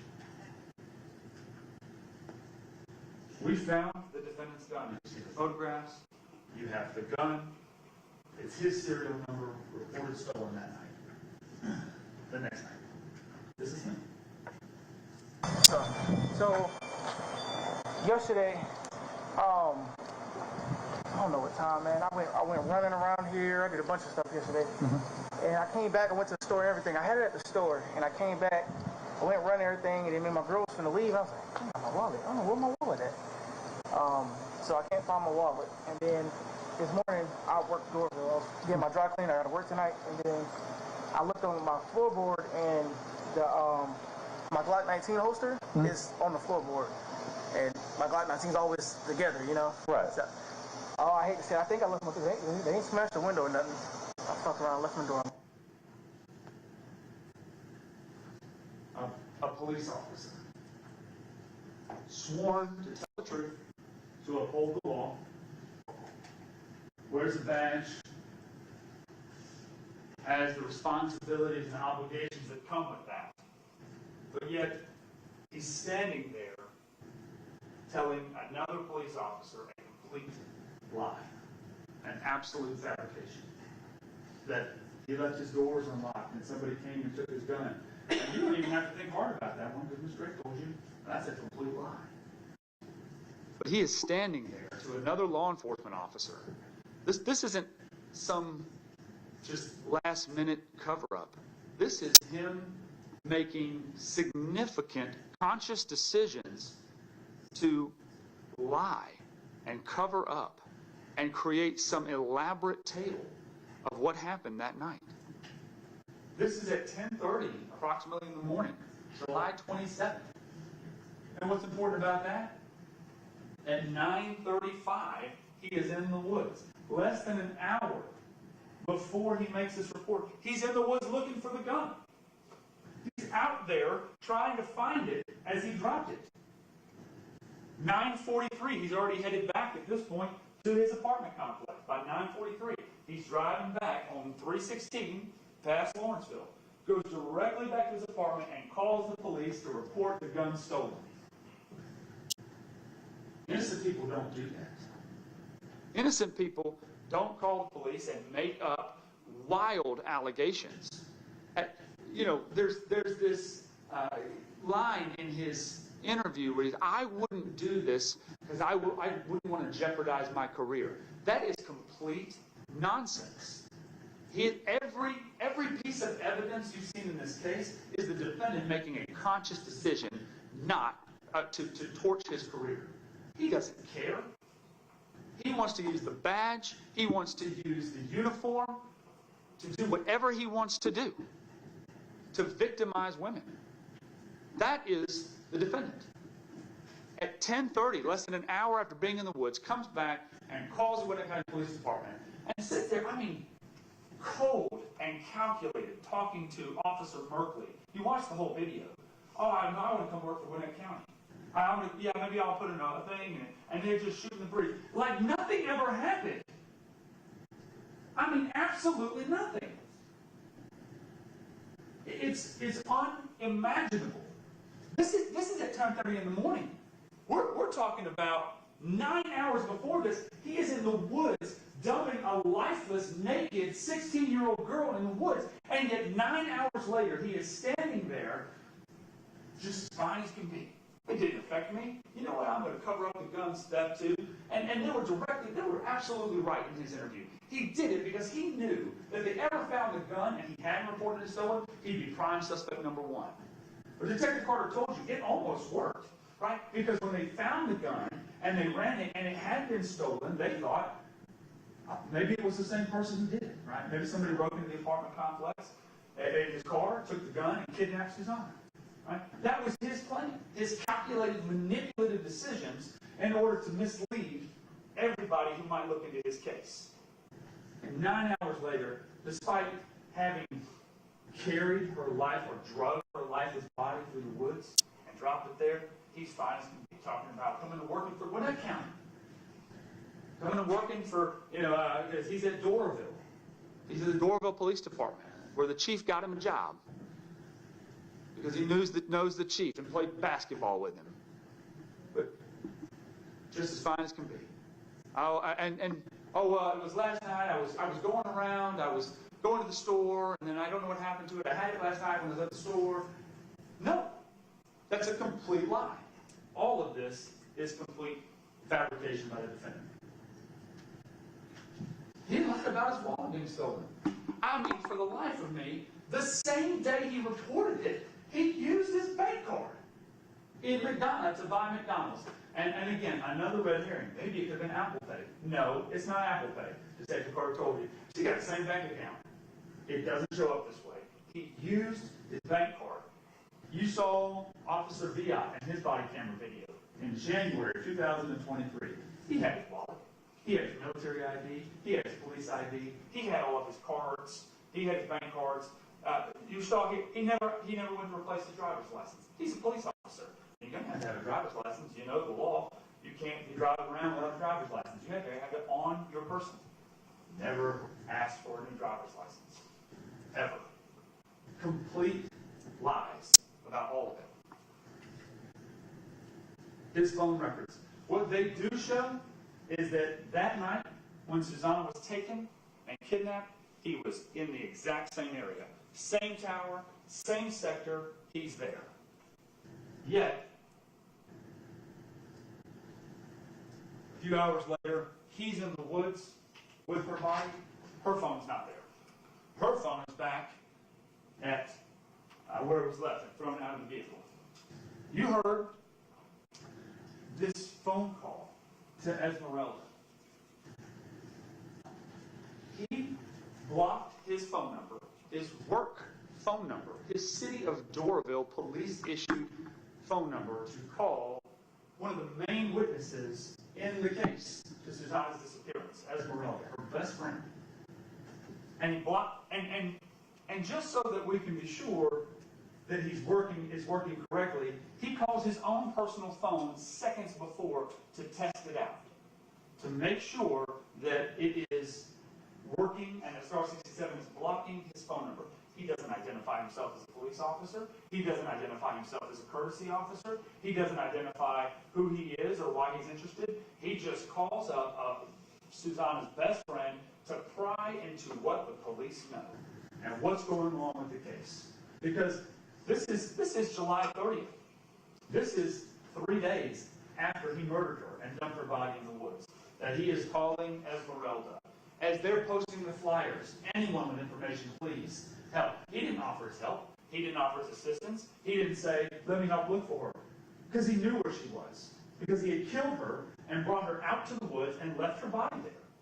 He called to cover his tracks. He wanted to know what the police already knew, or what the investigation showed, or whether they had found anything. And he's covering his tracks. You saw the downloaded cell phones. How long does it take a body to decompose? Those are the searches that he's making in his phone. For 196 days, not offering any help in finding her, not telling anybody where she's at, not doing any of that, he's searching for how long does it take a body to decompose. He's researching over and over and over again. Gwinnett County News and unsolved murders and Gwinnett teen found, right?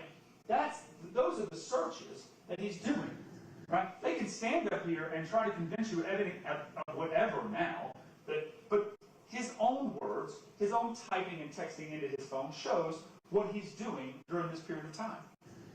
Not only that, he is spending a lot of time tracking his own girlfriend. GPS trackers, how to plug them into CRV to her car. He's using the flock, which I'll show you here in a minute, to search for Synovia. The overwhelming majority, 845 searches, overwhelming majority. He's sitting in his police car, or his truck, and he is tracking Synovia. He is looking for cell tower maps and Verizon towers, wanting to know what towers are going to document his locations during this period of time. You saw here, again, searches for Channel 2 Gwinnett. How are you identified by dental records? Days after her body's found. Days after. He's looking up cameras, traffic cameras. Did somebody catch me? Did some camera see me? He made a lot of searches for QT. You saw them in the record. I mean, just scrolling at just record after record of looking at maps that based on QTs and to the Q line. Yet, right after he does that, he comes into court or into the interview and plays dumb about QT. I don't know which one I was at. Maybe it was this one. I don't know. He had researched everything. He already knew that they were going, at some point, if somebody found a gun, they were going to come talk to him. And he had already done all of that looking. What is particularly interesting here is his Google records. July 28th. And that one is a day and a half, 2 days after Susana's disappearance. Gwinnett County unsolved murders. He's not searching for Gwinnett County unsolved accidental deaths, Gwinnett County overdose deaths, Gwinnett County this or that. He's searching for Gwinnett County unsolved murders. He's also, on the same night, hours after he dumped her body there, naked, searching for Flock. Going through Flock, and as you saw, those records can put you places. Those license plate readers can put you places. And he starts researching. At that time, that's at 4:48 in the morning on July 27th. That's just a matter of hours after he was in the woods. Right after her body is discovered, he starts trying to look up or look at the P2P data sharing. Right as he's searching for all of these other things. This was particularly interesting. A news story unrelated in every way to Susana's death about a different woman who was found in the woods dead. A Duluth man being arrested for a 19-year-old woman found in the woods. And immediately after reading that police story, or that news story, he pulls up his city-issued laptop, pulls up Google Maps, and looks right where he dumped her body. And he's researching that whole area. Scrolling around. You saw, hundreds and hundreds of map points there as he's researching the entire area where he left her body. Minutes after finding this news story. You saw the Flock records. On July 31st, 4 days after he dumped her body in the woods, he's running his own license plate. His own truck license plate. He's using police resources, yet again, in an unauthorized way. He's not allowed to do this. But yet he's searching his own, and then he used that to stalk Sanofi, to track her, to know where she's at. He used police resources to track his girlfriend. I want to talk to you just very briefly about his intent and his motive. There is a charge in there, in the charges that you're going to get. It says that the state doesn't have to prove motive. It's not an element of murder. Motive is not an element. Motive is the why. Why did he do it? Why did he kill her? I may have to go my entire life without knowing the answer. And I don't have an answer about exactly what was going through his mind that night.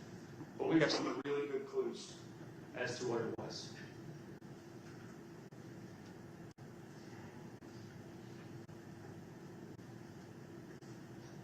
The defense wants you to believe that the defendant, some other explanation other than he cold-blooded murdered Susana.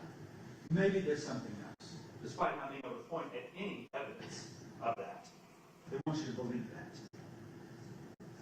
And we're talking about less than 24 hours after Susana has disappeared. And even less than that, 19 hours after he's in the woods, dumping her body, after he murdered her, he is back on shift as a Doraville police officer. Nobody knows.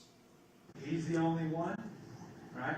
And he's not sitting there contemplating life, and he's not sitting there thinking about, man, I can't believe that just happened. That was crazy, something horrible, terrible. 16-year-old girl is dead, and now she's naked in the woods, and I dumped her body there. No. He walked into QT, and with his badge and his gun and his uniform, goes up to the manager of QT and asks to borrow her phone. But he didn't borrow it to look at his Chase bank account. He started going through her personal, intimate, hidden folders and texting himself videos of her masturbating. Less than 24 hours. The same day. Earlier that same day, he is in the woods with Susana's naked body. Naked. 16-year-old girl. He doesn't even wait a full day.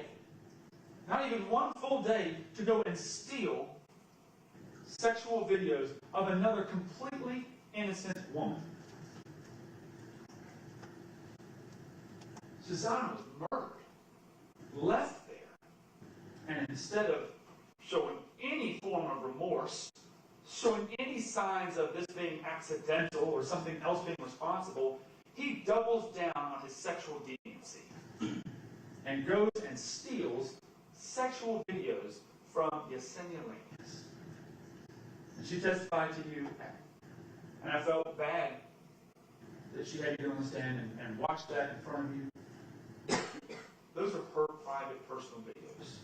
And he thought nothing else about going into her phone and violating her privacy. You heard about Alicia Bates.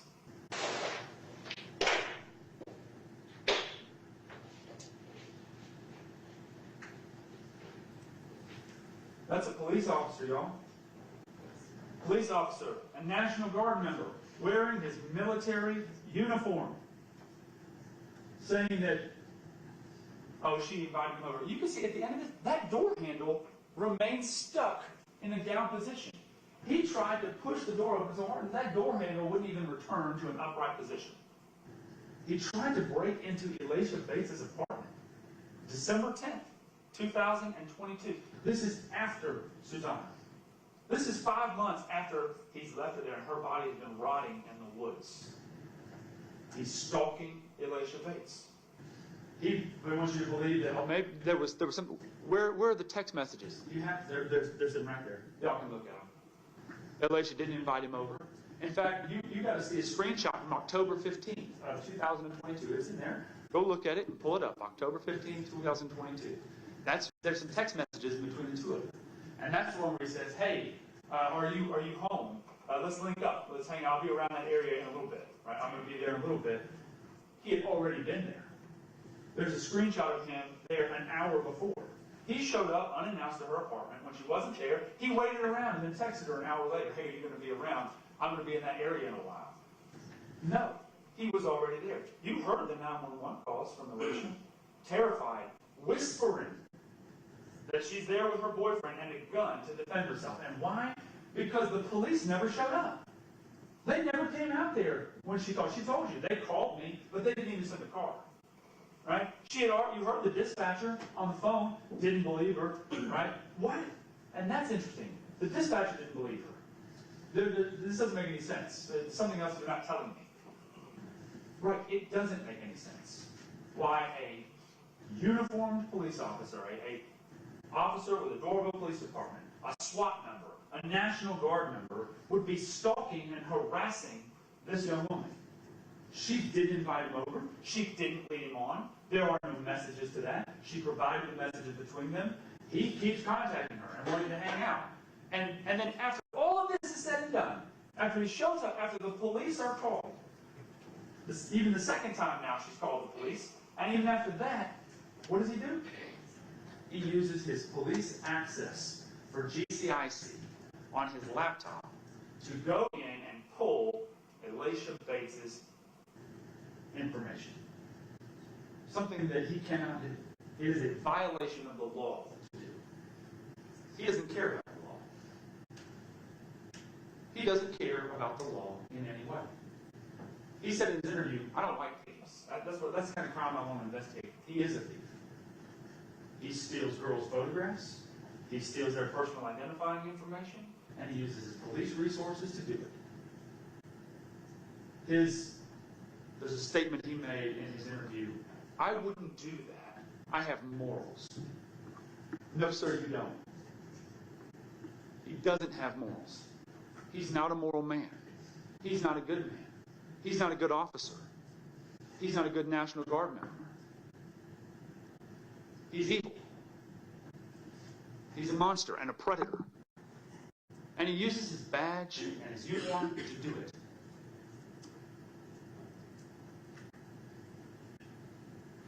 Why is Susana found naked? There is absolutely no reason on planet Earth that she should be naked. There's no evidence that she knew and or would ever voluntarily spend time with the defendant, talk to the defendant, have sex with the defendant, hook up with him. She is on her road, steps from her house, before she is snatched up off the street and ends up dead, completely naked. Michael Jones told you. He told you when he got his evidence in the case, went through the evidence, you've seen boxes, we've had boxes, there's been files, there's stacks of evidence, there's all kinds of things. When he got that, and he started looking through it, came out of his cell, Michael Jones, and the only comment he had to say was, they can't connect me to the body because they didn't find my blood or semen on her. I'm sorry, what? You didn't find your blood or semen on her? Who says that? Who says that they didn't find my semen on her if you didn't rape her? If there's no chance of it being on there, why would it be on his mind?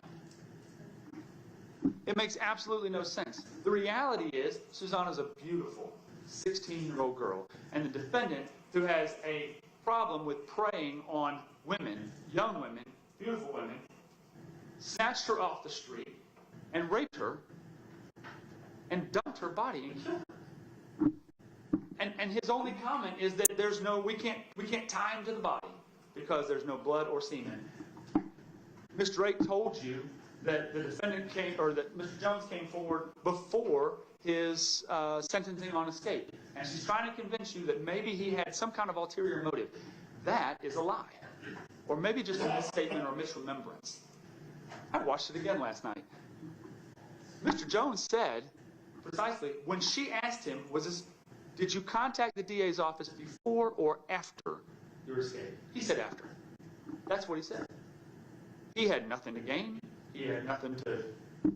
And again, Ms. Drake even asked him, well, are you hoping that something's going to happen? What was his answer? Nobody's going to do anything for me. What did he say about me? Mr. Delphine has never offered me a single thing, offered to help me in any way. Mr. Jones has got no involvement in this case. He is absolutely, in every way, unrelated as a non-party.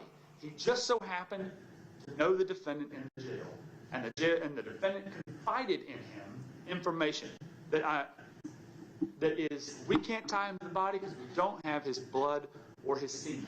And then says, when and if I go to prison. When I go to prison. What's it like? They talk about the death penalty. And he says, so far, this is the only one they've got me charged with. The defendant's own statements, his own state of mind in the jail, is that he's going to get convicted because he did this. His own state of mind is, can I get the death penalty for this? Because I did this. Right? And when he sees the evidence, is excited that we can't tie him to the body because he sat there for 196 days not saying anything to anybody, and we couldn't get any DNA or semen. His story, this is what was said in the opening. You're going to hear from Miles Bryant. He's going to explain to you exactly what happened. You're going to know the full truth, why Mr. Miles lied to the police and why he reported his gun stolen. That's what was said to you in opening. What you heard was, I have morals, I wouldn't do that. What you heard is that the defendant murdered Susana. You heard from him in his interview. Did she try to rob you? You did say, listen, just hear me out, okay? When I tell you I got your back, trust me, okay? You said your holster's in the passenger seat, because we've been playing this forever. We got this information last week, but we haven't come and run up on you, because we're not worried. We don't think, you know what I'm saying? The holster is in your passenger seat floorboard. Did Susana try to take it?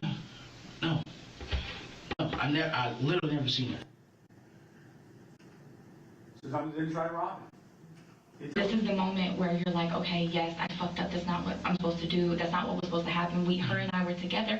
I know you're stressed out. I'm not going to go tell Doraville you were smoking weed. So you went out there with her to smoke weed and she had bad weed. You know what I'm saying? No. I never smoked weed. None. That time, none. Okay. God, this looks bad. God, this looks bad. Yes, it does. Here. Are you trying to help her and she was already dead when you found her? No. She wasn't already dead when you found her. You were involved with her? She's 16. I don't give a fuck what y'all had going on. You talked about all these side pieces you had. Yeah. If you had a side piece with her, cool. Just tell us that. No. Okay. No.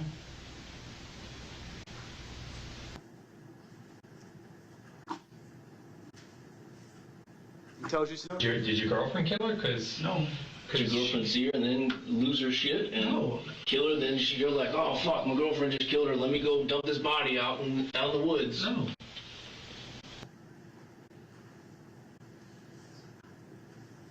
Reality is, the defendant during his interview, you heard them. You heard his statements. His version of events to you, the jury, is that he didn't know her. He had never seen her. She was never in his truck. He didn't dump her in the woods. He didn't drop his gun. He didn't do any of those things. Right? Given every opportunity to explain and give some reasonable explanation, no, she didn't rob me. No, she didn't die of an overdose. No, Zenobia didn't kill her. She wasn't already dead when I found her. He has answered those questions for you. They are not reasonable. He said that she was never in his truck. No.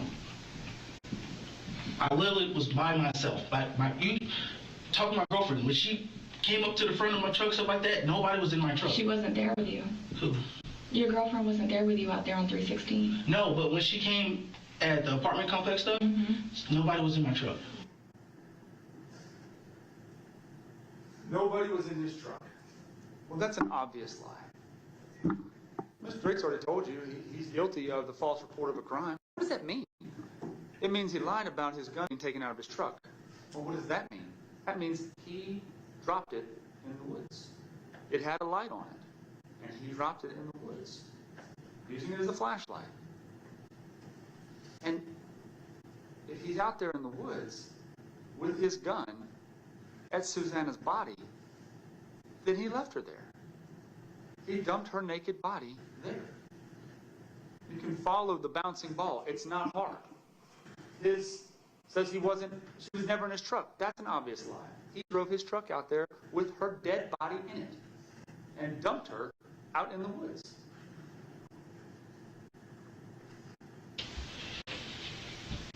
I mean, you were in the woods, literally over her dead body. How do you not see that? Your gun was right there, dude. I was out there with her bones and with your gun. Literally, just looking, wow, look at that. We consider ourselves good detectives, but a lot of times we don't. A lot of times we don't find the gun. Yeah, I can't. But when the gun is sitting right there, it's right there. You want to see a picture again? I took a picture where it's sitting in the woods. There it is.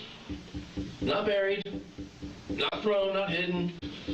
Just sitting there with natural pine straw falling on top like you mistakenly dropped it.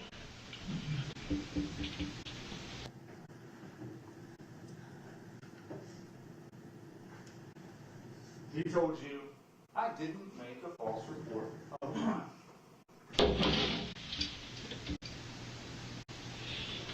You know, and even as we looked into my car got broken into. You know, when people go grabbing door handles because you left your truck unlocked, right? Yeah. What do? They grab hundreds of door handles. Guess how many entering autos happened that night? No. Just yours. 0. So you said yourself earlier, your complex gets hit all the time. Yeah. Multiple people. Nope. How is it just convenient for you that your truck is the only one that gets broken into in the back of the complex. We're not stopping at any other building along the way. They're going straight to Miles's truck, and that's it. Understand. I get Because that was a false report of a crime. It was not. Because you dropped your gun in the woods. No, I didn't. I think you were using your weapon light as a flashlight to figure out where you're going to dump her. No. I have plenty of flashlights. I don't know. I wouldn't even do that. Yet, here today, you heard the exact opposite of that. You heard, oh, he did do that. He made a false report. Is it right? No, I didn't. Mr. Drake told me, yeah, he did. Yeah, he did. And it's obvious. And which is why she said it. Because to stand up here and say he didn't in the face of the overwhelming, monumental evidence that he did is just absurd. Right? So I get the defense strategy. Right? I've got to stand up here and admit what I have to because it's undeniable, but then try to convince you that everything else is a lie. Right? That everything else in the case is a lie. The one thing that is, the 100%, I'll admit that. But the rest of it, try to mislead you that that's not true. Right? That maybe some mystery thing happened that there's no evidence for. The defendant told you. Well, you have some sort of part in it.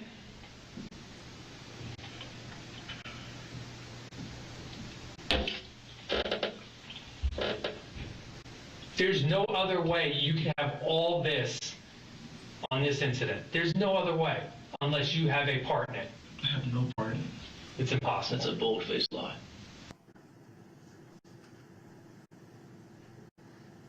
He also told you he didn't even know where Susana lived. Do you know where, Susana didn't live in your complex, but do you know kind of where she lived? From what I've seen, she lived nearby. Like where? I have no clue. She said it said she was walking home, and I don't know. She said she lived nearby, so I guess it'd be in the area. I don't think she lived in that apartment complex though.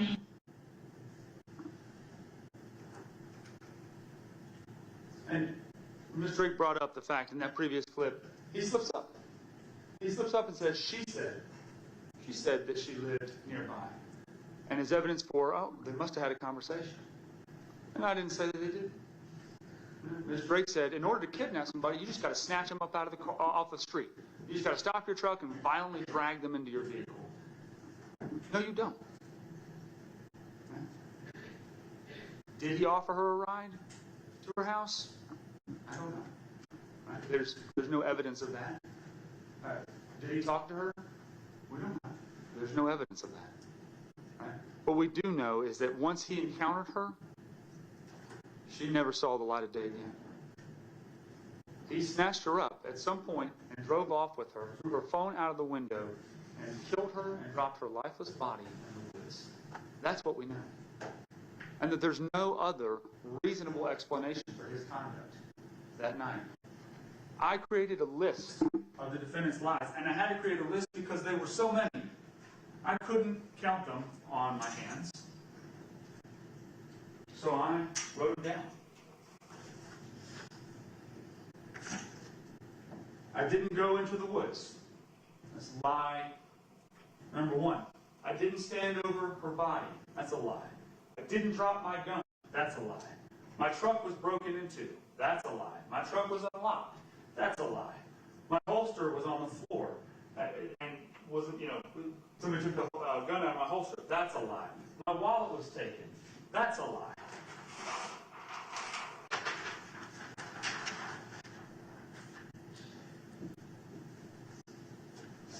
I never got out of my truck. That's a lie. We showed you the physical activity sensors on his phone. As Susana is walking home and disappears, he's walking around. He told the police he spent the entire night in the truck.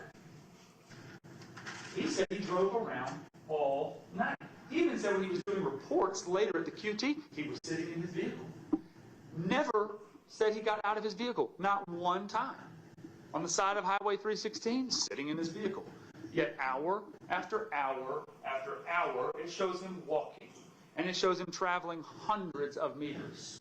Consistent with him dragging a body through the woods in the middle of Tequila from 1 a.m. to 2 a.m. on the 27th, from midnight to 1 a.m. on the 27th. He is moving. He is not sitting in his vehicle. As Susana is walking home at 10 p.m., he's not, he gets out of his vehicle and he is walking around. He is a liar. He did not stay in his vehicle. No one was in my truck. That's a lie. My license was stolen. That's a lie. I called police when I found my wallet. No, he didn't. Detective Carter told you, there isn't a single call to the police department documenting that he ever reported he found his wallet. Moreover, he said in the interview, well, I lost Officer Merkley's card. I don't know what happened to it. They found it in his truck. When they searched it, right there, Officer Merkley's business card with the case number for the stolen report. He didn't lose it. He didn't want to call. He didn't call. That's a lie. I didn't dump her body. That's a lie. I wouldn't jeopardize my career. Obviously a lie. I didn't throw her phone out of the window. That's a lie.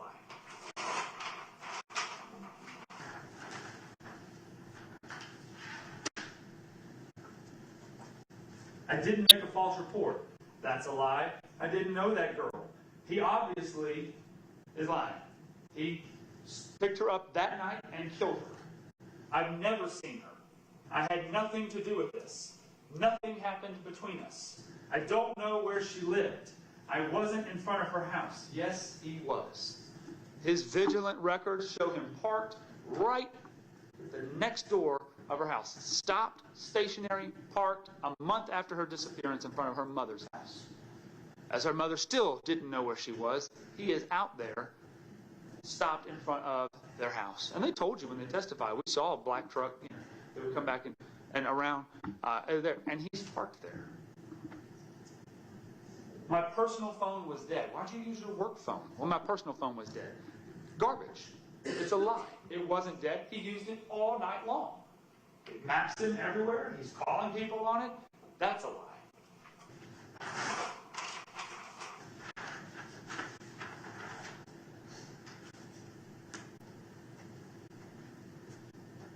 I didn't take her clothes. Where are they? They're not with her. He disposed of her clothes. He threw them away. Did something with them to obscure the crime, not be found. I didn't try to break into Alicia's house. That's a lie. I wasn't stalking Alicia. That's a lie. I didn't hide my face. We just watched the video. Police officer, military man, walking past her apartment with his hand like this over his face, trying to open her door. It's lie after lie after lie, but yet he sits there and they are asking you to believe them now. Sergeant Poppy said it best. If you can't tell us now what happened, how is any jury going to believe you? You can't get up here at trial, you can't argue stuff now when justice is about to be served upon you that none of this happened and that there's other possibilities. He was given every opportunity. He was given every measure to explain if anything else happened. He did not. He sat and lie after lie after lie after lie. He has never told the truth, and he's not telling the truth now. They are not being truthful to you. Susana Morales was murdered. There's no other explanation. Nothing else makes sense. She didn't know him. She wouldn't get into the car with him. She wouldn't have sex with him. How did she end up naked in the woods? There is a principle that I talked about, occam's razor. It means that the simplest answer is usually the right one. In this case, there is a simple answer. There is a simple answer as to what happened. And I'll tell you, the defendant had already thought about doing this. You saw these videos. Something was happening to you. We're doing a rape or a missing person, then we find your body out there in the woods. Then what? Because I know you're probably strong and you're smart and you know say no to strangers and stuff like that. But nowadays people don't care. People are my size, big, and just come snatch you up. You can scream, you can shout all you want. They're gonna throw you in the back of the van and go take you, and your parents will never see you again. And there's nothing you can do. You can't fight it. I mean, you strong. I promise you. I bet you're strong, but you're not that strong. Yeah, I know. There's people that's bigger than me out there. See how bad this can go? Say you was over there with your friends here. Your friend mom knew because she said her kid can go. You get raped and killed, stuff like that. Well, she was the last person to know. So now we're all in her, talking to her like, because you've been 13 under the age of 16, you're not even old enough to consent. See what I'm saying? I know I'm getting kind of, you know, out of the bounds, stuff like that, but you're not even old enough to consent for sex yet. You're under 16. You know what I'm saying? You see what I'm saying, though, you know? Yeah. I'm being real with you because I don't want you to go out here and get hurt. Yeah. I'm going to get you another phone. What if you was out there and something happened, you need to call, you can't. You know, you just scream, and then they cover your mouth up. 2 months before the defendant kidnapped and murdered Susana Morales, he had this conversation with a missing 13-year-old girl in Doraville. And the obvious fixation that he has with kidnapping, and it's not just, oh, you know, somebody might hurt you, somebody might harm you. It is somebody might snatch you up, put you into a van, kidnap you, drive you into the woods, rape you, and murder you. That's what he said. 2 months before, he did exactly that. He picked up Susana Morales. He kidnapped her. He took her against her will. To make sure nobody could find her, he threw her phone out of the window. He then threw her in the back of the truck, drove out to Decula, where he raped and murdered her and left her in the woods.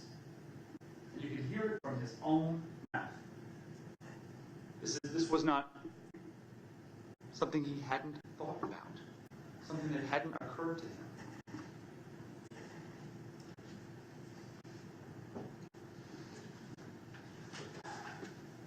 The reality is that the defense told you that you're going to think he is the most callous, uncaring coward that you have ever seen. And I suspect that's true. And asked you to hold him guilty and responsible for the death of Susana Morales.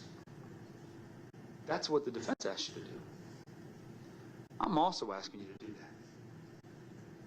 There is no reasonable explanation. There isn't one that makes sense based on your common sense. When you look at this evidence, when you consider what happened the night of July 26th of 2022, the simple answer is the right answer. And you know, and you can see the behavior of the defendant. We don't have to wonder. We've got to see in the trial. Obsessed with stealing videos from this girl's phone. Obsessed with stalking his own girlfriend, monitoring her, watching her with hidden cameras. Obsessed with showing up at another girl's home who is not dating, trying to break into her apartment, coming back multiple times, over and over again, using his police resources to stalk women, using his police resources to stalk Elisha, his own girlfriend. They told you. Zenobia and Avion told you. He's a master manipulator. He comes up with excuses for everything. Right? Time after time you confront him. Well, what about this? What about that? And there was always some excuse. There was always some little thing that he would give them to make them think that, oh, you know, okay, maybe he's telling the truth. But time after time after time, every time he was lying, living double lives. He is a master manipulator. He is a liar, but don't let him manipulate you. There is no evidence that anything other than he murdered Susana Morales that night, that he kidnapped her, that he threw her phone out of the car, raped and murdered her, and left her in the woods. I'm asking you to do your job. Asking you to look at the evidence, to use your common sense, and to see through the manipulations and the lies and the red herrings and all of the other distractions that they're trying to throw at you, and look at the case and hold him guilty for the death of Susana Morales, which is malice murder. He intended to kill her. He took her, he snatched her up, and almost immediately threw her phone out the window. That makes no sense. No version that they attempted to present to you, no other alternative explains that. It can't explain that. Which is why they didn't mention it. Because it cannot be explained. Why is her phone thrown out the window? That makes no sense. How does she end up naked if this isn't murder? You've heard from all of her friends and who she was. She's not giving into his truck. She's not having sex with him that night. That didn't happen. She didn't want to do that. That's not her character. She was walking home, steps away from her house, and her life was altered like that because the defendant is a monster. He's a predatory monster with a badge. I'm asking you to hold him accountable. I'm asking you to find him guilty. Find him guilty on malice murder. Find him guilty on felony murder. He kidnapped her, and she ended up dead. We know that. That's indisputable. She is dead in the woods because of this defendant and his felonious actions. Count 3, kidnapping, he did take her. It was against her will. He didn't use lawful authority. And during that, she got injured. She got killed. Criminal attempt to commit rape, because there is no semen left at the scene. We had to charge criminal attempt. I would have loved to have been able to charge it for his rape.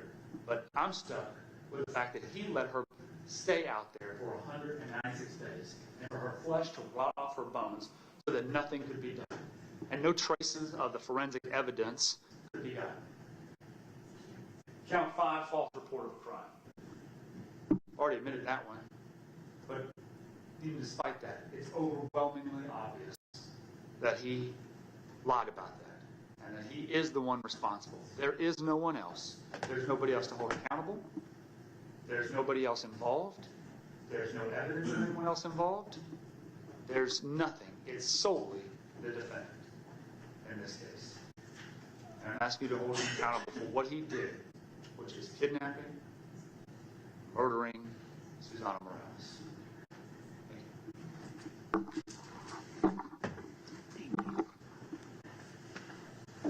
Ladies and gentlemen, we're going to take a 15-minute comfort break, and then we'll go over the jury charges, and then we'll release you for lunch. I think that's the most efficient way to do that. So let's take a 15-minute comfort break, and you should be able to get to lunch by 12:30.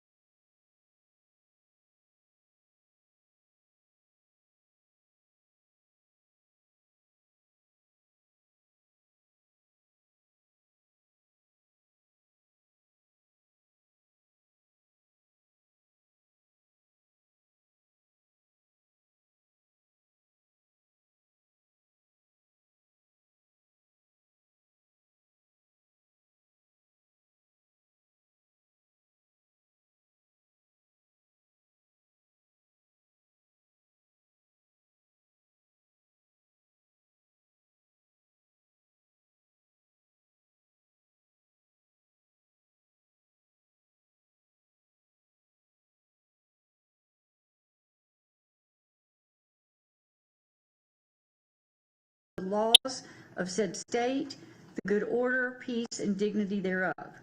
Count 2.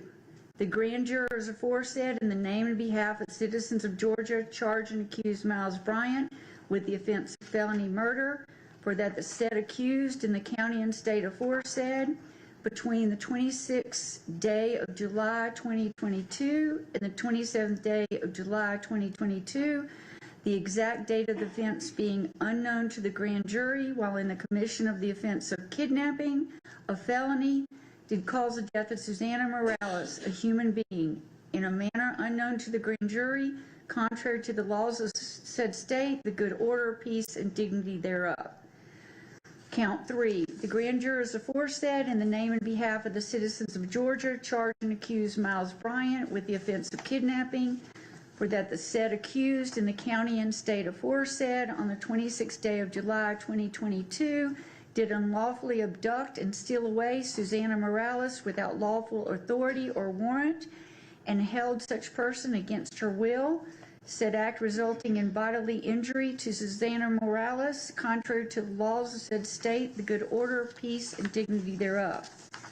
Count 4, the grand jurors aforesaid, in the name and behalf of the citizens of Georgia, charge and accuse Miles Bryant with the offense of criminal attempt to commit rape, for that the said accused in the county and state aforesaid between the 26th day of July 2022 and the 27th day of July 2022, the exact date of the offense being unknown to the grand jury, did knowingly and intentionally attempt to commit the crime of rape,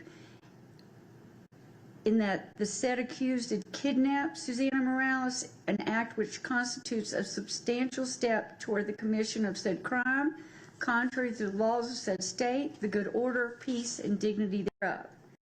Count 5. The grand jurors aforesaid, in the name and behalf of citizens of Georgia, charge and accuse Miles Bryant with the offense of false report of a crime, for that the said accused in the county and state aforesaid on the 27th day of July 2022 did willfully and knowingly give a false report of the crime of theft by taking to William Merkley, a law enforcement officer with the Gwinnett County Police Department, contrary to the laws of said state, the good order, peace, and dignity thereof.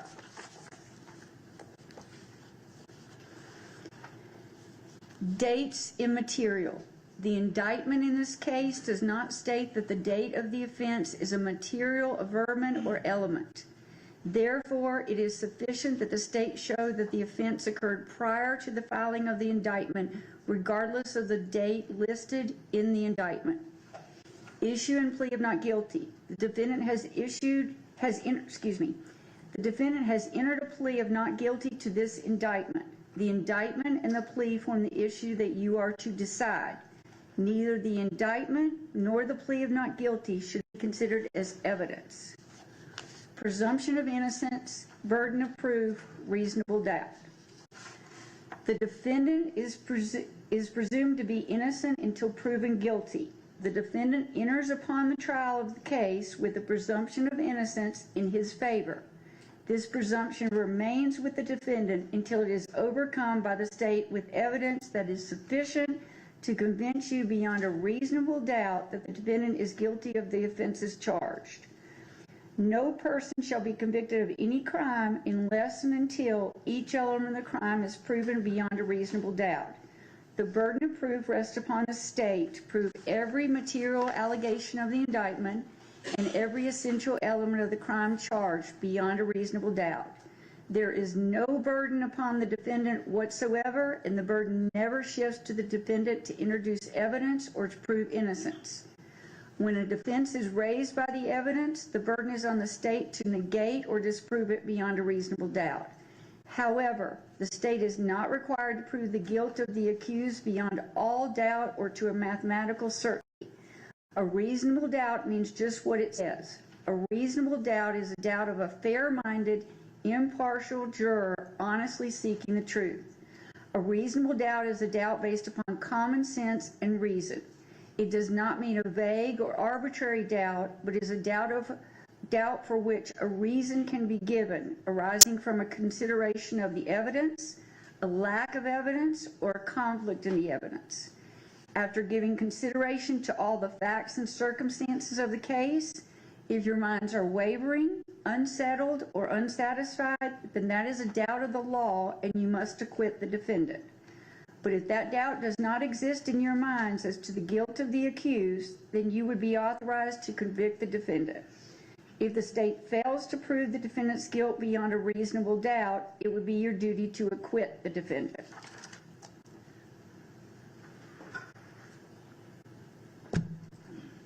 Grave suspicion. Facts and circumstances that merely place upon the defendant a grave suspicion of the crime charged, or that merely raises speculation or conjecture of the defendant's guilt, are not sufficient to authorize the conviction of the defendant. Jury, judges of law and facts. Members of the jury, it is my duty and responsibility to determine the law that applies to this case and to instruct you on that law. You are bound by these instructions. It is your responsibility to determine the facts of the case from all of the evidence presented. Then you must apply the law I give you in the charge to the facts as you find them to be. Evidence generally. Your oath requires that you will decide this case based on the evidence. Evidence is a means by which any fact that is put in issue is established or disproved. Evidence includes all of the testimony of the witnesses and any exhibits admitted during the trial. Evidence does not include the indictment, the plea of not guilty, opening or closing remarks of the attorneys, or questions asked by the attorneys. Direct and circumstantial evidence. Direct evidence is that which may be seen or heard or otherwise directly sensed, such as by smell or taste or touch. It may be brought into the court in the form of exhibits or the testimony of direct witnesses to such matters. It is evidence that points immediately to the issue in question. When direct evidence by inference points to an obvious, likely, or reasonable conclusion, even though that conclusion was not directly seen, heard, smelled, tasted, or touched, that is said to be circumstantial or indirect evidence. Circumstantial evidence is the proof of facts or circumstances by direct evidence from which you may infer other related or connected facts that are reasonable and justified in light of your experience. It is evidence that only tends to establish a conclusion in question by its consistency with such conclusion or elimination of other conclusions. Sometimes circumstantial evidence may point to more than one conclusion. To authorize a conviction on circumstantial evidence, the proof facts must not only be consistent with the theory of guilt, but also exclude every other reasonable theory other than the guilt of the accused. The law does not require a higher or greater degree of certainty on the part of the jury to return a verdict based upon circumstantial evidence than upon direct evidence. Whether dependent upon direct evidence or circumstantial evidence or both, the true test is whether there is sufficient evidence or whether the evidence is sufficiently convincing to satisfy you beyond a reasonable doubt. If not, you must acquit. If so, you may convict. There is no rule that either circumstantial or direct evidence is stronger than the other if conflicting. The comparative weight of circumstantial evidence and direct evidence on any given issue is a question of fact for you, the jury, to decide. Credibility of witnesses. The jury must determine the credibility of the witnesses. In deciding this, you may consider all of the facts and circumstances of the case, including the witness's manner of testifying, their means and opportunity of knowing the facts about which they testify, the nature of the facts about which they testify, the probability or improbability of their testimony, their interest or lack of interest in the outcome of the case, and their personal credibility as you observe it. Expert witness. Testimony has been given in this case by certain witnesses who are termed experts. Expert witnesses are those who, because of their training and experience, possess knowledge in a particular field that is not common knowledge or known to the average citizen. The law permits expert witnesses to give their opinions based upon their training and experience. You are not required to accept the testimony of any witnesses, expert or otherwise. Testimony of an expert, like that of all witnesses, is to be given only such weight and credit as you think it is properly entitled to receive. When scientific, technical, or other specialized knowledge might be helpful, a person who has special training or experience in that field is allowed to state an opinion about the matter. But that does not mean you must accept the witness's opinion. As with any other witness's testimony, you must decide for yourself whether to rely upon the opinion. Witness attacked. In determining the credibility of witnesses and any testimony by them in court, you may consider, where applicable, evidence offered to attack, cast doubt upon, or challenge the credibility or believability of, or cause you to disbelieve any such witness. This would include evidence of proof that the witness has been convicted of the offenses of escape, aggravated assault on a peace officer, theft by receiving, theft by taking, interference with government property, burglary, and possession of a firearm by a convicted felon. Witness impeached. To impeach a witness is to show that the witness is unworthy of belief. A witness may be impeached by disproving the facts to which the witness testified. Prior statements. Your assessment of a trial witness's credibility may be affected by comparing or contrasting that testimony to statements or testimony of that same witness before the trial started. It is for you to decide whether there is a reasonable explanation for any inconsistency in a witness's pre-trial statement and testimony when compared to the same witness's trial testimony. As with all issues of witnesses' credibility, the jury must apply your common sense and reason to decide what testimony you believe or do not believe. Single witness corroboration. The testimony of a single witness, if believed, is sufficient to establish a fact. Generally, there is no legal requirement of corroboration of a witness, provided you find the evidence to be sufficient. Defendant's choice not to testify. The defendant in a criminal case may take the stand and testify and be examined and cross-examined as any other witness. You should evaluate such testimony as you would that of any other witness. However, the defendant does not have to present any evidence nor testify. If the defendant chooses not to testify, you may not consider that in any way in making your decision. Statement of defendant. A statement that the defendant allegedly made while in custody has been offered for your consideration. Before you may consider this as evidence for any purpose, you must determine whether the defendant's statement was voluntary, and if the statement was given in custody, whether the defendant was properly advised of his or her constitutional rights. Voluntariness defined. To be voluntary, a statement must be freely and willingly given and without coercion, duress, threats, use of violence, fear of injury, or any suggestions or promises of leniency or reward. A statement induced by the slightest hope of benefit or the remotest fear of injury is not voluntary. To be voluntary, a statement must be the product of a free will and not under compulsion or any necessity imposed by others. In determining voluntariness, you may also consider to what extent the defendant was informed of his or her rights as discussed below, if applicable. Circumstances of a statement. You may consider the legality, duration, and conditions of detention as factors relevant to the question of whether or not a statement was freely and voluntarily made.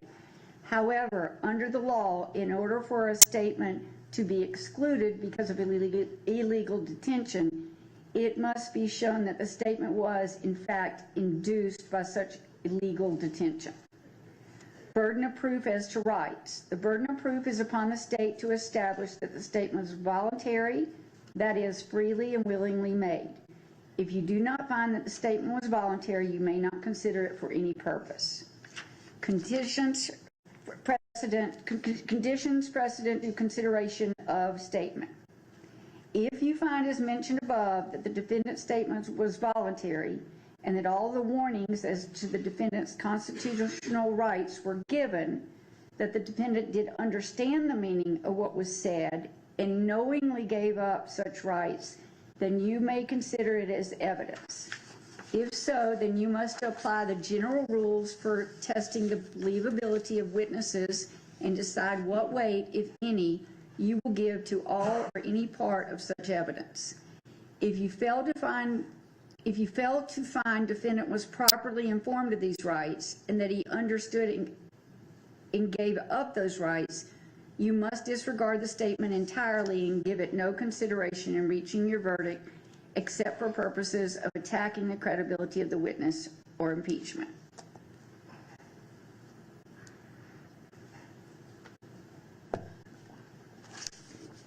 Constitutional rights. If you find that the statement was made while in custody and a result of police questioning, you must also determine whether the defendant was advised of his or her constitutional rights and whether the defendant clearly understood and knowingly gave up such rights. The constitutional rights that the law enforcement officers must explain and that the defendant must understand and voluntarily give up before any custodial statement is taken by law enforcement are as follows. 1. The defendant had a right to remain silent. 2. The defendant chose not to remain silent. Anything he said, wrote, or signed could be used as evidence against the defendant in court. 3. The defendant had a right to consult a lawyer before any questioning and to have a lawyer present with him at all times during any questioning. And 4. If the defendant did not have money for a lawyer would have been provided for him to represent him before any questioning and to be present with him during any questioning.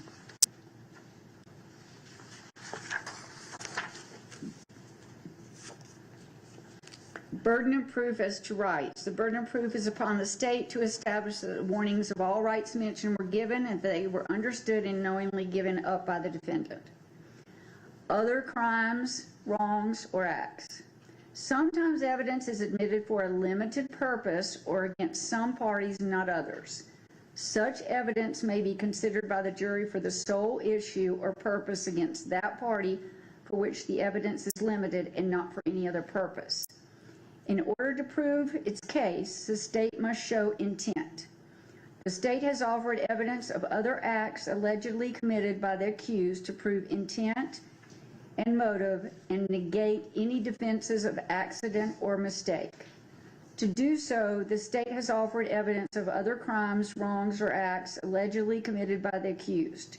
You are permitted to consider that evidence only insofar as it may relate to that issue and not for any other purpose. You may not infer from such evidence that the defendant is of a character that would commit such crimes. The evidence may be considered only to the extent that it may show the elements or issues that the state is required to prove in the crimes charged in counts 1, counts 2, counts 3, and count 4 in the case now on trial. Such evidence, if any, may not be considered by you for any other purpose. Before you may consider any other alleged acts for the limited purpose stated, you must first determine whether it is more likely than not that the accused committed the other alleged acts. If so, you must then determine whether the act shed any light on the elements of the offenses or issues for which the acts were admitted in this crime, in the crimes charged in this indictment, in this trial. Remember to keep in mind the limited use and the prohibited use of this evidence about other acts of the defendant. By giving this instruction, the court in no way suggests to you that the defendant has or has not committed any other acts, nor whether such acts, if committed, prove anything. This is solely a matter for your determination.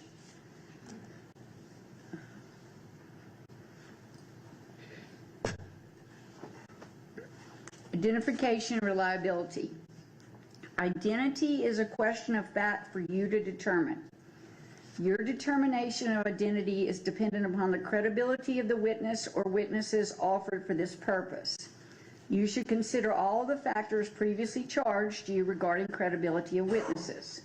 Some, but not all of the factors you may consider in assessing reliability of identification are: Number 1, the opportunity of the witness to view the alleged perpetrator at the time of the alleged incident. 2, the witness's degree of attention toward the alleged perpetrator at the time of the alleged incident. 3, the possibility of mistaken identity. 4, whether the witness's identification may have been influenced by factors other than the view that the witness claimed to have. 5, whether the witness on any prior occasion did not identify the defendant in this case as the alleged perpetrator. And number 6, the length of time between the crime and the out-of-court identification. Identification burden of proof. It is for you to say whether, under the evidence in this case, the testimony of the witnesses and the facts and circumstances of the case sufficiently identify this defendant beyond a reasonable doubt as a perpetrator of the alleged crime, or that the defendant was a party to it. It is not necessary that the defendant show that another person committed the alleged offense. If you do not believe that the defendant has been sufficiently identified as the person who committed the alleged crime or was a party to it, or if you have any reasonable doubt about such, then it would be your duty to acquit the defendant. The burden of proof rests upon the state to prove beyond a reasonable doubt the identity of this defendant as the person who committed the crime alleged in the bill of indictment. Definition of crime. This defendant is charged with a crime against the laws of this state. A crime is a violation of a statute of this state in which there is a joint operation of an act and an intention. Intent. Intent is an essential element of any crime and must be proved by the state beyond a reasonable doubt. Intent may be shown in many ways, provided you, the jury, believe that it existed from the proven facts before you. It may be inferred from the proven circumstances or by acts and conduct, or it may be, in your discretion, inferred when it is the natural and necessary consequence of the act. Whether or not you draw such inference is a matter solely within your discretion. Criminal intent does not mean an intention to violate the law or to violate a penal statute, but means simply the intention to commit the act that is prohibited by statute. No presumption of criminal intent. This defendant will not be presumed to have acted with criminal intent, but you may find such intention or the absence of it upon a consideration of words, conduct, demeanor, motive, and other circumstances connected with the act for which the accused is being prosecuted. Presumptions and inferences. Every person is presumed to be of sound mind and discretion, but this presumption may be rebutted. You may infer, if you wish to do so, that the acts of a person of sound mind and discretion are the product of that person's will, and a person of sound mind and discretion intends the natural and probable consequences of those acts. Whether or not you make any such inference or inferences is a matter solely within the discretion of the jury. Knowledge. Knowledge on the part of the defendant that the crimes of malice murder, felony murder, kidnapping, criminal attempt to commit rape, and false report of a crime were being committed, and that the defendant knowingly and intentionally participated in or helped in the commission of such crimes must be proved by the state beyond a reasonable doubt. If you find from the evidence in this case that the defendant had no knowledge that the crimes were being committed, or that the defendant did not knowingly and intentionally commit, participate, or help in the commission of alleged offenses, then it would be your duty to acquit the defendant. On the other hand, should you find beyond a reasonable doubt that the defendant had knowledge that the crimes of malice murder, felony murder, kidnapping, criminal attempt to commit rape, and false reporting of a crime being committed, and that the defendant knowingly and intentionally participated or helped in the commission of them, then you would be authorized to convict the defendant. Guilt by mere presence. A jury is not authorized to find a person who was merely present at the scene of a commission of a crime at the time of its perpetration. Excuse me. Let me start again.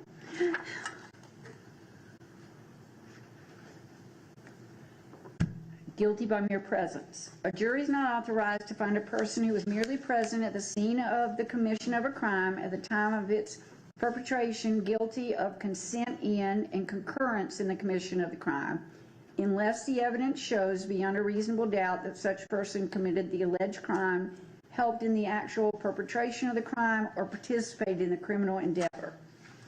Venue. The law provides that criminal action shall be tried in the county in which the crime was committed. In a prosecution, in any case in which it cannot be determined in what county the crime was committed, venue is proper and may be proved in any county in which the evidence shows beyond a reasonable doubt that it might have been committed. Venue, that is, the crime was committed in Gwinnett County, is a jurisdictional fact that must be proved by the state beyond a reasonable doubt as to each crime charged in the indictment, just as any element of the offense. Venue must be proved by direct or circumstantial evidence, or both. Required use of conjunctive language in indictment. When a defendant is charged with the violation of a penal statute containing the disjunctive or separating several ways or methods of a crime may be committed, the indictment must charge such ways or methods with the conjunctive and, if it charges more than one of them. Accordingly, at trial on such an indictment, it is sufficient that the state prove any one way or method of commission of the crime beyond a reasonable doubt, and the state is not required to prove all such separate ways or methods alleged in the indictment. Motive. The state does not have to prove motive to prove murder. Any evidence of motive has been admitted for your use in determining the defendant's state of mind at the time of the killing. Offenses charged. Malice murder. For malice murder, the state must prove that the defendant, number one, caused the death of another person, number two, unlawfully, and number three, with malice aforethought. The killing must have been done with malice to be murder. Malice, as the term is used here, is not necessarily ill will or hatred. You may find malice when the circumstances show that the defendant acted with the deliberate intention to unlawfully take the life of another person. You may also find malice when there does not appear to be significant provocation and all the circumstances of the killing show an abandonment and malignant heart. Abandoned in a malignant heart, excuse me. The state does not have to prove premeditation to prove murder. If a killing is done with malice, it is murder regardless of how briefly the malicious intent existed. No specific length of time is required for malice to arise in the defendant's mind. Malice may be formed in a moment, and instantly a fatal wound may be inflicted. If malice was in the defendant's mind at the time of the act or the killing, and moved the defendant to do so, that is enough for the killing to be murder. Felony murder. For felony murder, the state must prove that the defendant caused the death of another person by committing a felony. The state does not have to show that the defendant acted with malice to prove felony murder. Kidnapping is a felony. I will define kidnapping for you shortly. Causation in felony murder. You may find the defendant guilty of felony murder if you believe that he caused the death of another person by committing the kidnapping, regardless of whether he intended the death to occur. There must be some causal connection between the felony and the death. Felony murder is not established simply because the death occurred at the same time as or shortly after the felony was attempted or committed. The felony must have directly caused the death or played a substantial and necessary part in causing the death, regardless of when the death ultimately occurred. Kidnapping. For kidnapping, the state must prove that the defendant, number one, abducted another person, number two, without lawful authority or warrant, number three, held that person against her will, and number four, that the person was physically injured. To constitute kidnapping, the abduction must involve moving the alleged victim. That movement can be slight, so long as it is not merely incidental to another crime. Movement is not merely incidental to another crime if it conceals or isolates the alleged victim, makes it substantially easier to commit the other crime, lessens the risk of detection, or is done to avoid arrest.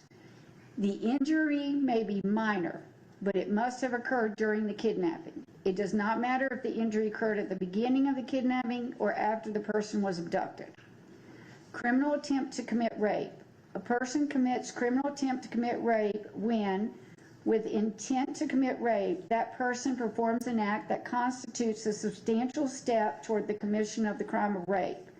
For rape, the state must prove the defendant had, number 1, carnal knowledge, number 2, of a female, number 3, forcibly, and number 4, against her will. Carnal knowledge means sexual intercourse, which is any penetration, no matter how slight, of the female sex organ by the defendant's male sex organ. Force means acts of physical force, threats of harm, or intimidation. Against her will means without her consent.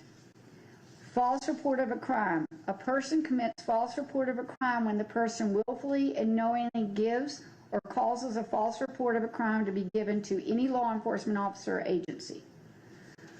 This court has no interest in this case. By no ruling or comment that this court has made during the progress of the trial has the court intended to express any opinion upon the facts of this case, upon the credibility of the witnesses, upon the evidence, or upon the guilt or innocence of the defendant. Sympathy. Your verdict should be a true verdict based upon your opinion of the evidence according to the laws given you in this charge. You are not to show favor or sympathy to one party or the other. It is your duty to consider the facts objectively without favor, affection, or sympathy to either party. In deciding this case, you should not be influenced by sympathy or prejudice because of race, creed, color, religion, national origin, sexual preference, local or remote residence, economic status for or against either party. Sentencing. You are only concerned with the guilt or innocence of the defendant. You are not to concern yourself with punishment. Deliberations. One of your first duties in the jury room will be to select one of your number to act as foreperson. The foreperson will preside over your deliberations and who will sign the verdict to which all 12 of you freely and voluntarily agree. You should start your deliberations with an open mind, consult with one another, and consider each other's views. Each of you must decide this case for yourself, but you should do so only after a discussion and consideration of the case with your fellow jurors. Do not hesitate to change an opinion if you are convinced that it is wrong. However, you should never surrender an honest opinion in order to be congenial or to reach a verdict solely because of the opinions of other jurors.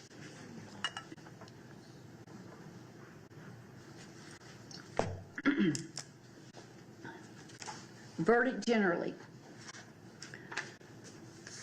You will have a verdict form with you in the jury deliberation room.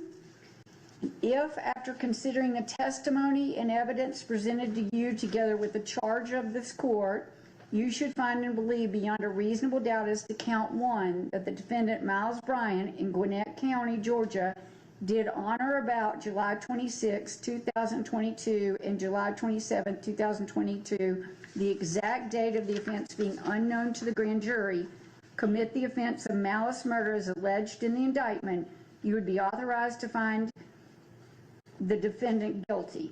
In that event, the form of your verdict would be, we, the jury, find the defendant guilty. If you do not believe the defendant is guilty of the offense of malice murder, or if you have reasonable doubt as to the defendant's guilt, then it would be your duty to acquit the defendant, in which event the form of your verdict would be, we, the jury, find the defendant not guilty.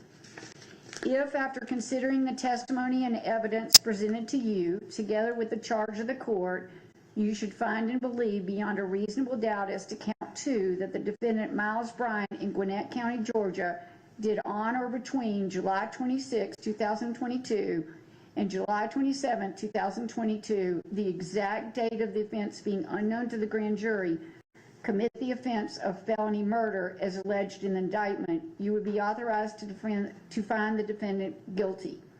In that event, the form of your verdict would be, we, the jury, find the defendant guilty. If you do not believe that the defendant is guilty of the offense of felony murder, or if you have any reasonable doubt as to the defendant's guilt, then it would be your duty to acquit the defendant, in which event the form of your verdict would be, we, the jury, find the defendant not guilty. If, after considering the testimony and evidence presented to you, together with the charge of this court, you should find and believe beyond a reasonable doubt as to count 3 that the defendant, Miles Bryant, in Gwinnett County, Georgia, did on or between July 26, 2022 and July 27, 2022, the exact date of the offense being unknown to the grand jury, commit the offense of kidnapping as alleged in the indictment, you would be authorized to find the defendant guilty. In that event, the form of your verdict would be, we, the jury, find the defendant guilty. If you do not believe the defendant is guilty of the offense of kidnapping, or if you have any reasonable doubt as to the defendant's guilt, then it would be your duty to acquit the defendant, in which event the form of your verdict would be, we, the jury, find the defendant not guilty. If after considering the testimony and evidence presented to you, together with the charge of the court, you should find and believe beyond a reasonable doubt as to count 4 that the defendant, Miles Bryant, in Gwinnett County, Georgia, did on or between July 26, 2022 and July 27, 2022, the exact date of the offense being unknown to the grand jury, commit the offense of criminal attempt to commit rape as alleged in the indictment, you would be authorized to find the defendant guilty. In that event, the form of your verdict would be, we, the jury, find the defendant guilty. If you do not believe the defendant is guilty of the offense of criminal attempt to commit rape, or if you have any reasonable doubt as to the defendant's guilt, then it would be your duty to acquit the defendant, in which event the form of your verdict would be, we, the jury, find the defendant not guilty. If after considering the testimony and evidence presented to you, together with the charge of the court, you should find and believe beyond a reasonable doubt as to count 5 that the defendant, Miles Bryant, in Gwinnett County, Georgia, did on or about July 27, 2022, commit the offense of false report of a crime as alleged in the indictment, you would be authorized to find the defendant guilty. In that event, the form of your verdict would be, we, the jury, find the defendant guilty. If you do not believe the defendant is guilty of the offense of false report of a crime, or if you have any reasonable doubt as to the defendant's guilt, then it would be your duty to acquit the defendant, in which event the form of your verdict would be, we, the jury, find the defendant not guilty. Unanimous verdict. Whatever your verdict is, it must be unanimous. That is, agreed to by all. The verdict must be in writing and signed by one of your members as foreperson, dated and returned to be published in open court.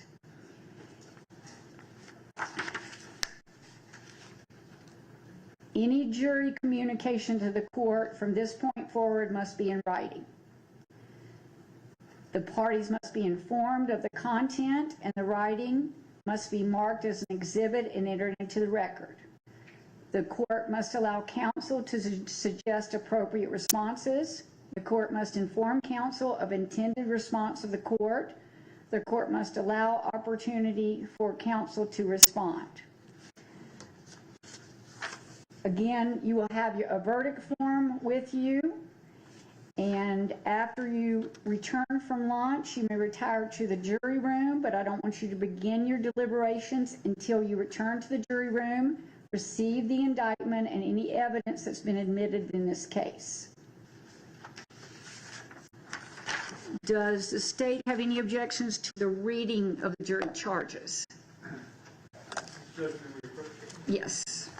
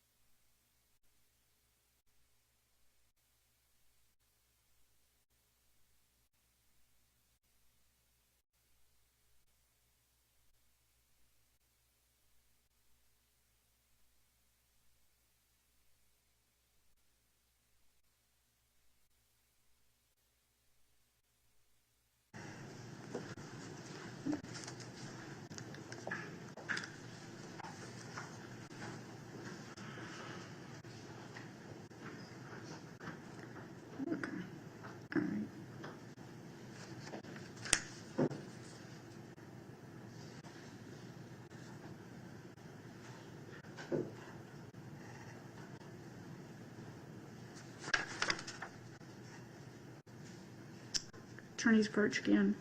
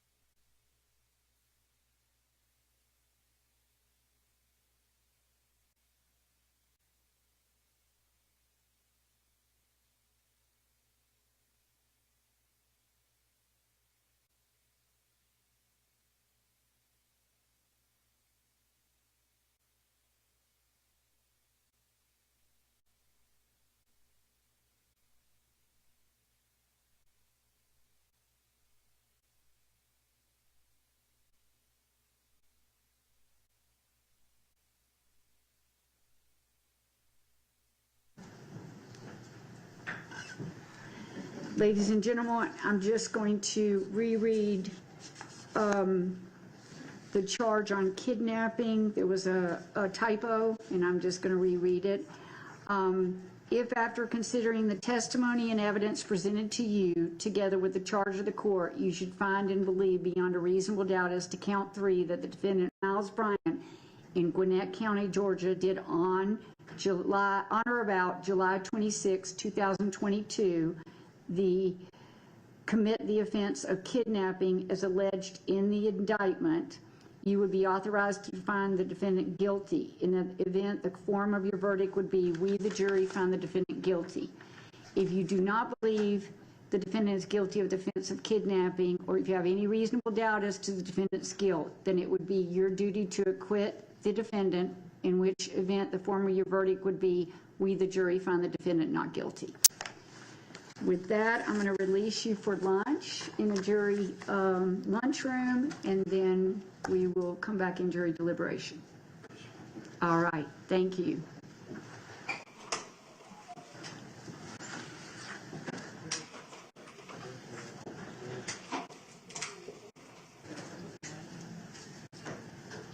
I'm going to let them go to lunch.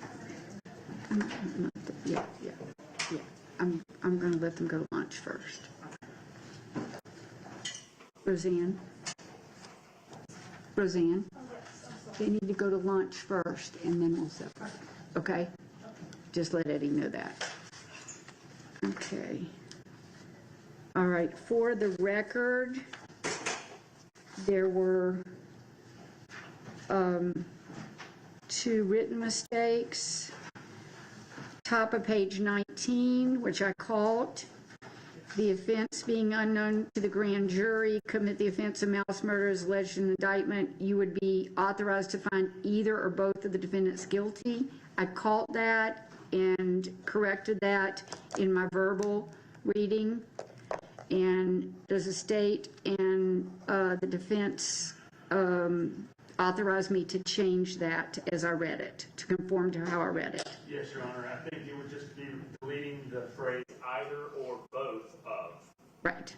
And then it would read, you would be authorized to find the defendant guilty. You'd also have to take the plural out of the sentence. But right. Yes, I noticed that you caught it, and I made a note of it. Okay, so I will take out either or both of the, and then the plural of on defendant. And then there was a mistake on the kidnapping charge at the bottom of page 19 that the state caught. The kidnapping was alleged to occur on July 26, 2022 alone. And so I would need to, does the state and the defense authorize me to conform? I would take out did on or about July 26, 2022, take out, and July 27, 2022, the exact date of the offense being unknown to the grand jury, take all of that clause out. So it would read, the defendant, Miles Bryant in Gwinnett County, Georgia, did on or about July 26, 2022, commit the offense of kidnapping as alleged. That's correct, Judge. Yes, ma'am. Okay. I will make those revisions and then get you full copies. Any other issues with the jury charges as read? No, Your Honor. Not as read, Your Honor. However, I do, just for purposes of the record, need to renew an exception to not adding in the language on page 4 about direct and circumstantial and every other reasonable theory. I believe that has to be preserved at the conclusion of the charge. Okay. But as to the Sure. reading, no, ma'am, everything's fine. Okay. All right. That's to the charge itself that we dealt with in the charge conference yesterday. Is that correct? Right. Okay. Also on the denial of lesser includeds, and I believe that might have been my only issues. Yeah, and that was from the charge conference. You preserved that yesterday. Okay. All right. Anything else? No, Your Honor. Okay. I will get with Ms. Drake very briefly to organize the evidence. Sure. And if there are any issues about what does and doesn't go back, we can address those. Okay, and I've told my bailiffs to first take them to lunch and then segregate the 2 alternates. For the record, juror number 12 originally juror number 54 was replaced with juror number 59, which was A1, alternate 1. Am I correct? Yes, ma'am. So I'll segregate A2 and A3, which were former jurors 62 and 64. Correct? Yes, ma'am. Okay, thank you. We're off the record.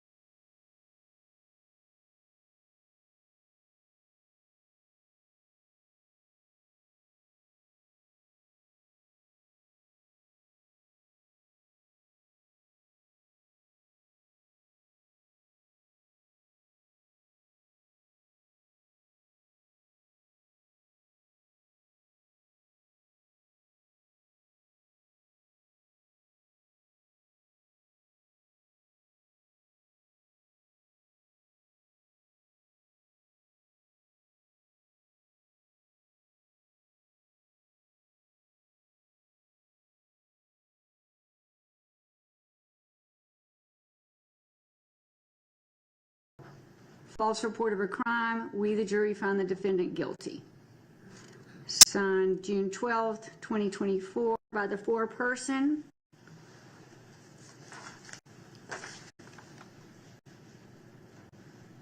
Anything from the state or the defense? No, Your Honor, nothing on behalf of the state. All right, we would ask that the jury be polled, please, ma'am. Okay.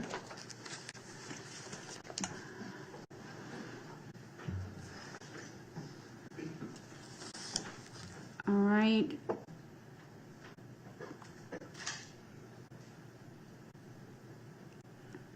I'm going to go, we're not lined up. Oh, okay. Juror number 16. Okay. Was this your verdict in the jury room? Okay. Was it freely and voluntarily made by you? Is it still your verdict? Yes, Juror number 17, originally. Was this your verdict in the jury room? Yes, Your Honor. Was it freely and voluntarily made by you? Yes, Your Honor. Is it still your verdict? Yes, Your Honor. Juror number 22. Was this your verdict in the jury room? Yes, Your Honor. Was it freely and voluntarily made by you? Yes, Your Honor. Is it still your verdict? Yes, Your Honor. Juror number 25. Yes, Your Honor. Was this your verdict in the jury room? Yes, Your Honor.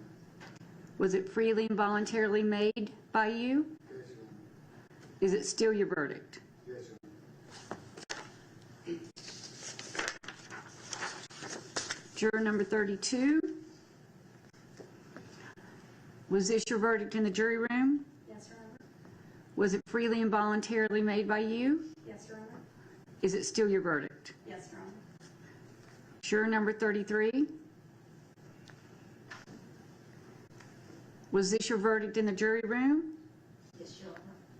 Was it freely and voluntarily made by you? Yes, Your Honor.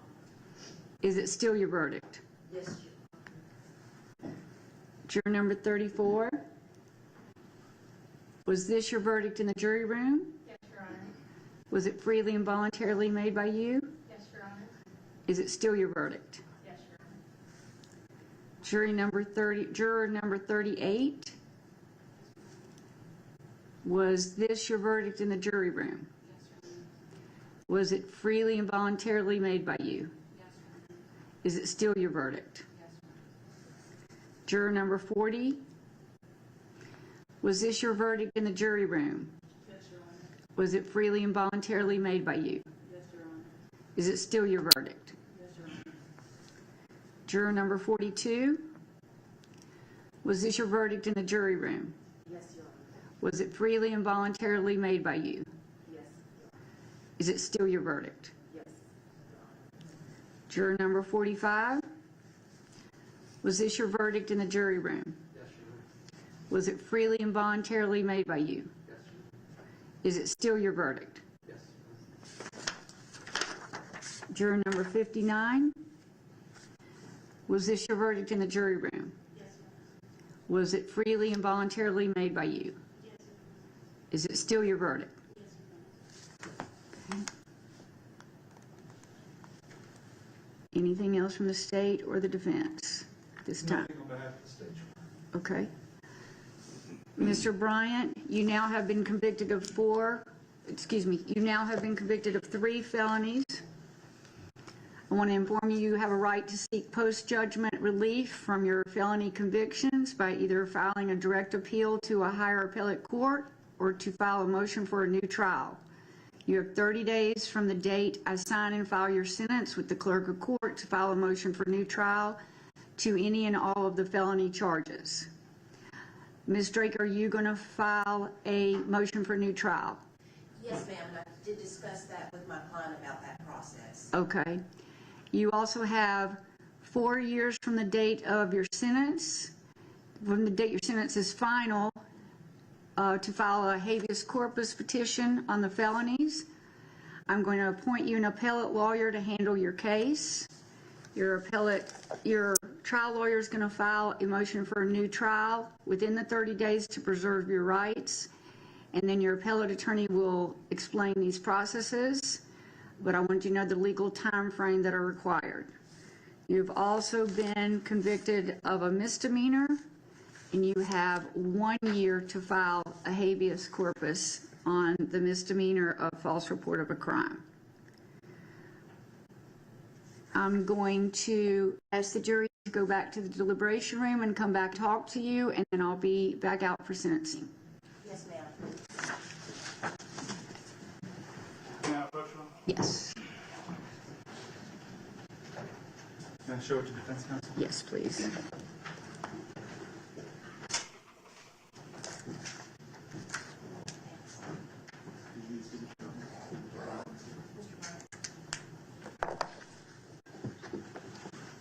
You have it. Okay.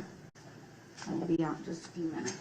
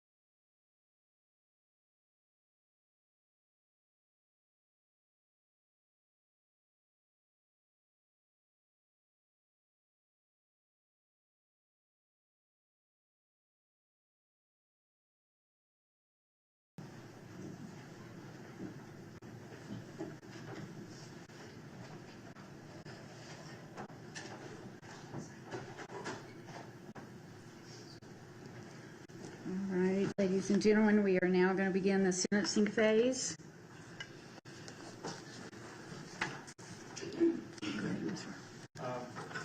Before I make any comments, Judge, the family members of the victim's family would like to speak and give an impact statement to the court. I'd first like to call up Ms. Jasmine Perez.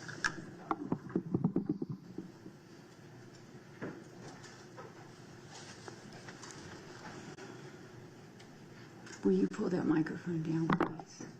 Ms. Perez, you can tell the court what you'd like. My name is Jasmine Perez. Susana was my little sister. First of all, I just wanted to thank everybody for working on this case. All we ever wanted was justice for what happened to her.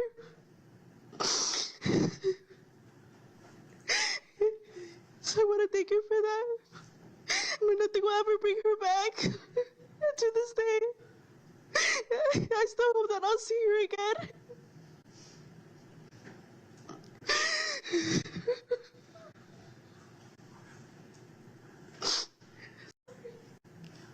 There's nothing to be sorry about.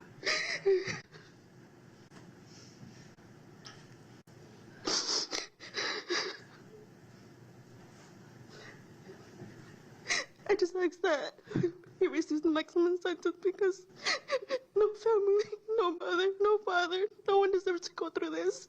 And no one deserves to go through what he went through all these years. These 2 years, I'm sorry. Jasmine, I'm so sorry you lost your sister. I'm so sorry you lost your sister.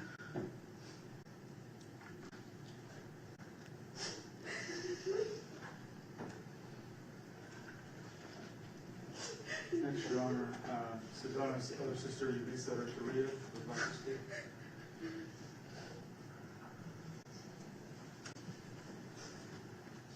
Good evening, Your Honor. I am Susana's older sister. And I just wanted to thank everybody. Thank you, the juror, Connor, everybody that worked in this case. I think you guys worked so hard to give justice for my sister. I just wanted to let you know what our family went through. Seeing my mom devastated every single day, not knowing what could happen to my sister, was very, very disappointing, devastating. Seeing my mom not eat, not be able to sleep.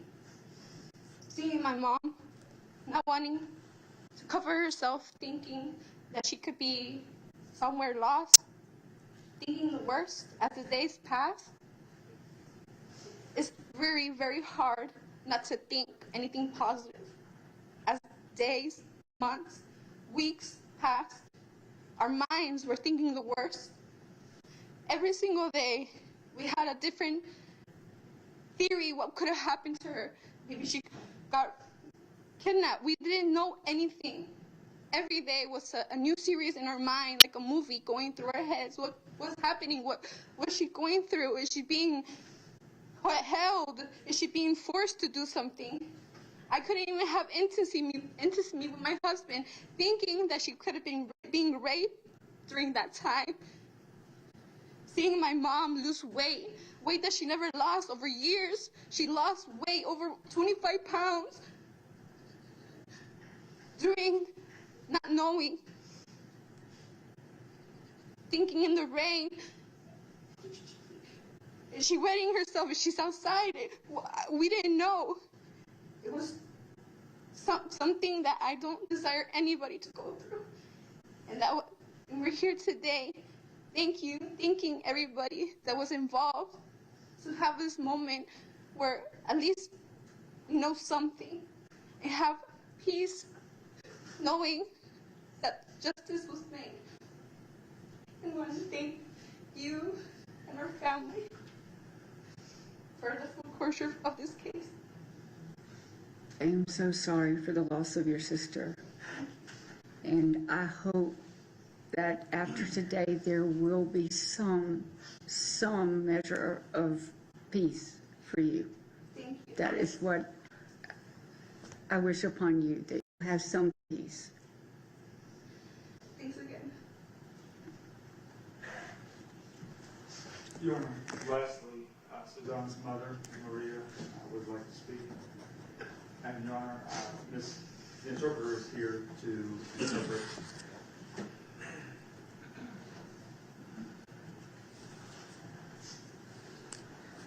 Your Honor, would you like me to swear the interpreter? It's okay. It's okay. Primero que todo, quiero dar gracias al fiscal por ayudarlos. Hizo un buen trabajo. First of all, I want to thank the ADA for helping us and did a good job. Gracias al jurado por tomarse el tiempo de estar aquí. Thank you to the jury for taking the time of being here. A cada uno de los que han estado conmigo desde el primer día. Each one of the people that have been with me since the first day. Y a los medios también. Me han apoyado mucho. And the media too, they have supported me a lot. Ha sido muy difícil desde el primer día que mi hija desapareció. It's been very difficult since the first day that my daughter disappeared. Ha sido un cambio en vuestra vida de toda mi familia porque principalmente yo. It has been a change in our lives. Pensando cada día, cada minuto, cada segundo de donde está. For my entire family and especially for myself, just thinking every day, every minute, every second of where she could be.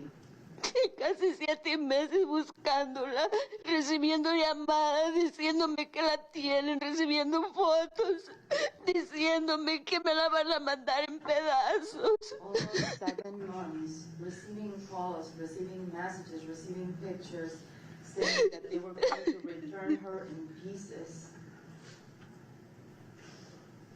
Cada noche yo no puedo dormir sin pensar en ella. Every night I can't sleep without thinking of her. Pensando si está bien, si está la fuerza, si comió, si pasa frío. Thinking if she was okay, if she was outside, if she ate, if she was cold. Pidiendo ayuda a todo el mundo. Yo quería que me ayudaran a encontrarla porque era muy difícil. Asking for help from everyone. I wanted help to find her because it was so difficult. Yo solo, después de que la encontramos, le prometí que iba a tener justicia. Only after we found her, I promised her that we were going to have justice. Solo Dios pudo hacerlo para que la encontraran en ese estado y en ese lugar. Only God was able to do it, for her to be found in that state and in that place.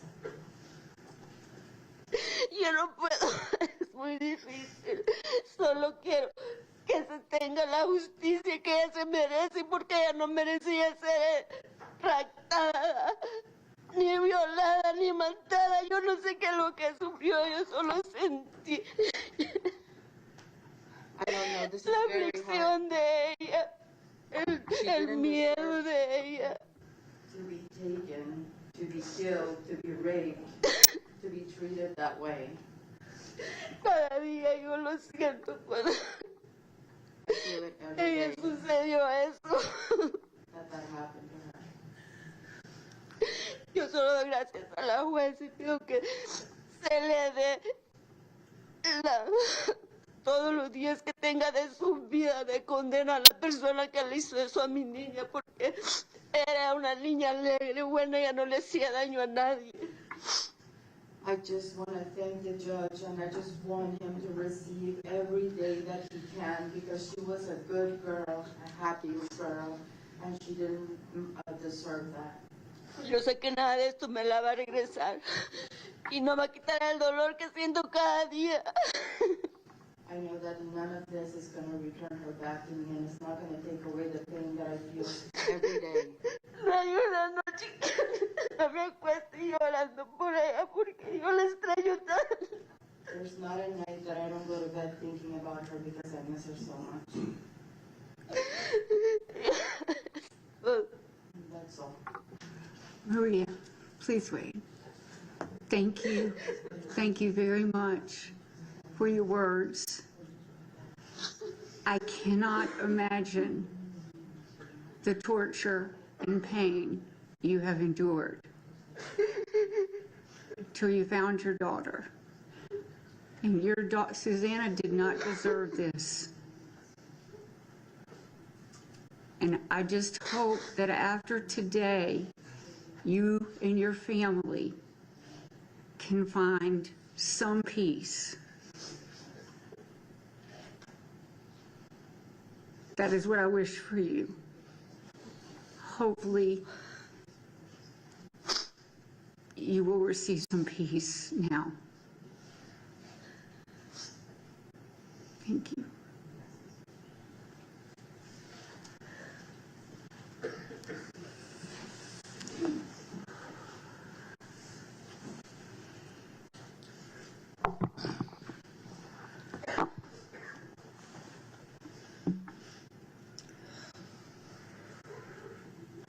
Your Honor,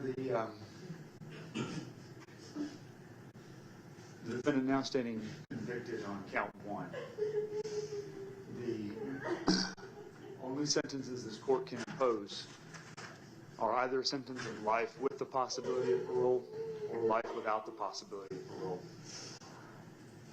I believe under the law, as we discussed previously, counts 2 and 3 will merge with count 1 by operation of law, leaving the court to also sentence the defendant on count 5, which is a misdemeanor and punishable by up to 12 months in custody. I have never wavered in my request to this court that what I believed was justice in this case was for the defendant to be sentenced to a period of life imprisonment without the possibility of parole. I'm making that request now. Your Honor, the jury's verdict, the evidence in the case, I believe demands that. Mr. Bryant was supposed to protect. He was supposed to be the person helping. But instead, he did exactly the opposite. Kidnapped and murdered Susana, 16 years old, just beginning her life. And the devastation that he has left is unimaginable for her family and for everybody.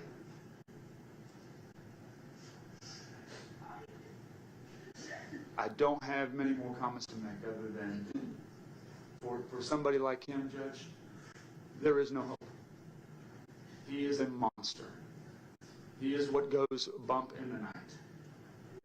He is a predator, and I believe that the only sentence that brings justice in this case is for him to be sentenced to a period of life imprisonment without the possibility of parole on count 1 and 12 months in custody on count 5. Judge, I don't believe that he's a person who could ever walk free again. So that's the state's request, Your Honor. Thank you. Strike. Thank you, Your Honor. On behalf of my client, I do want to thank the jurors for their time and attention. It was very obvious that they paid attention and took notes. To the family of Susana, I am so sorry for your loss. I didn't really interact with y'all a lot on breaks because I don't really feel that that's appropriate. But Miss Maria, you were very gracious when I did interact with you, so I appreciate that. Your Honor, I just wanted to point out a few things. My client's family left. His mother, father, some aunts and uncles, both grandmothers. The grandmothers were able to sit through more of the trial. They have a family friend here now as well. This has been overwhelming for them. He is their miracle baby. He was adopted at a very young age, and I believe especially Miss Tracy, his mom, he was her life. This has been devastating for them. As the court knows, there were times that they simply could not be in here. I feel assured that this type of behavior is certainly not how they raised him, and quite frankly, The acts that they heard in descriptions of him during this trial was too much for them to bear. I have notified them. I did reach out to them. I just want to point out to you that my client just turned, well, not just, but a little while back, turned 23. He's only 23 years old, Your Honor. I understand the state's request. I understand the havoc that he did put on Susana's family. I'm just asking the court to please consider his age and take that into consideration for the sentencing. Mr. Bryant, do you want to say anything? Yes, ma'am. Would you like to say anything before? Yes, ma'am. Go ahead. No, you can speak from there. I just want to apologize to everybody and to the victim's family. Sorry, That's it.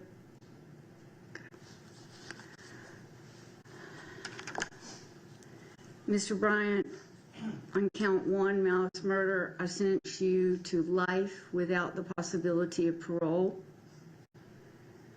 Count 2 and count 3, I believe, vacate as operation of law. Count 5, I sentence you to 12 months, which is the maximum I can, consecutive to your life without the possibility of parole. Thank you. You may go with the deputies. Your Honor, may I ask a question? Certainly. Certain courts do it differently. Would the court, when I file the motion for new trial, would you like for me to officially file a motion to withdraw? That's all right. Yes. I'm just going to appoint an appellate lawyer. Yes, Thank you, Ms. Drake. Thank you, Ms. Drake and Mr. Dobbins, for your service. Thank you very much for your service. All right. If you will, I'm going to ask the jury to go back to the deliberation room.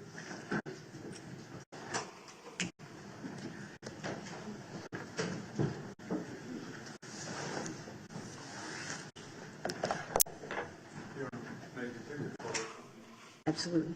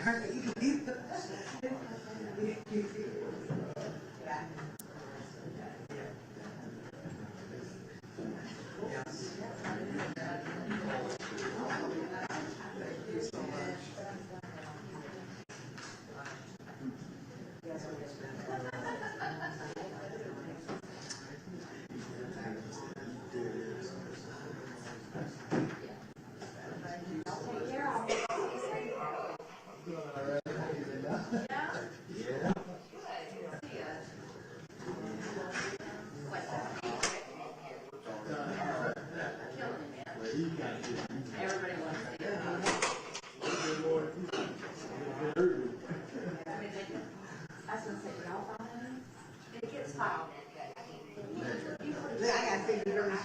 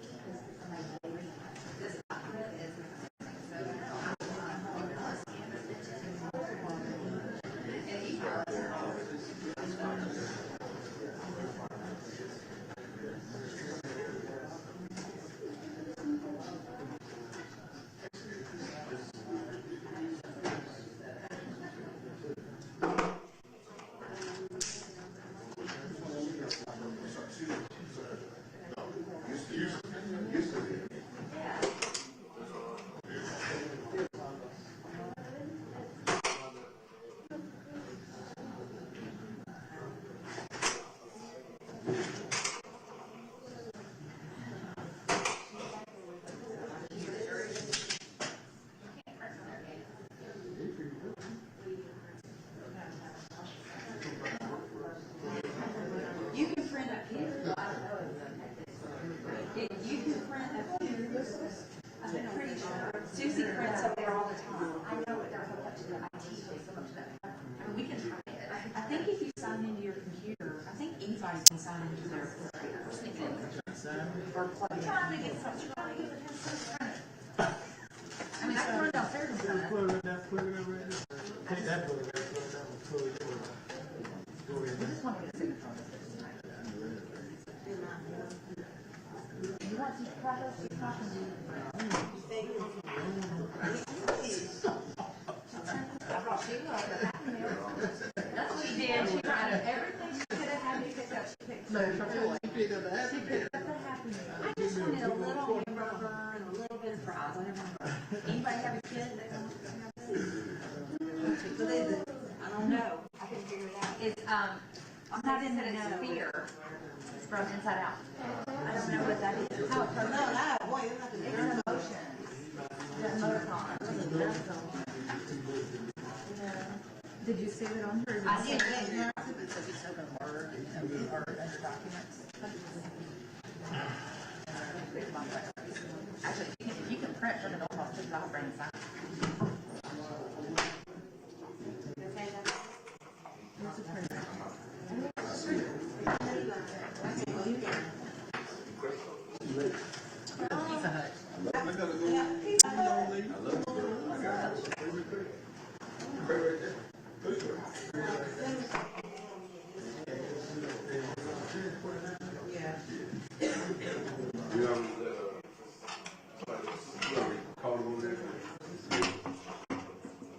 I mean, I can run down my computer.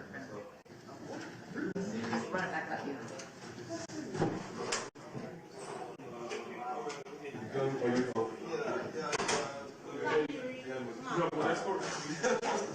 They still back there. Just coming back here? No, he looks good. No, she'll go in the office. Yeah, they have to be out.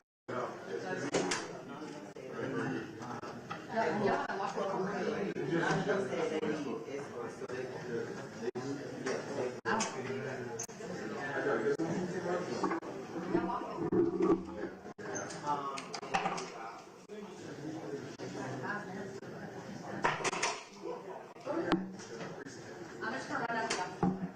Anything to get that shit is rolling, I'm here.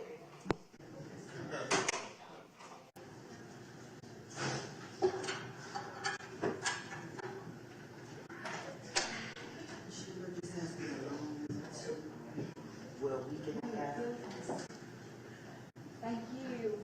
Nice to meet you. Oh, I still got y'all pizza. You don't want it? I still got it. You know what? Oh, sure. Take it. Yeah.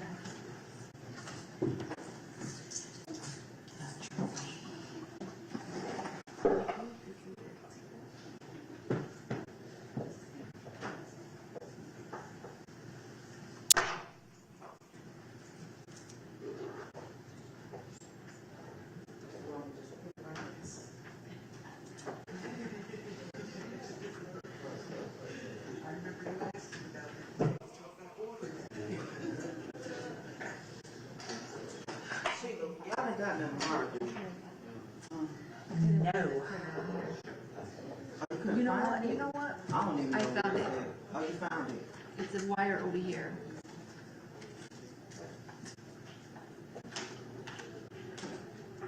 You said no?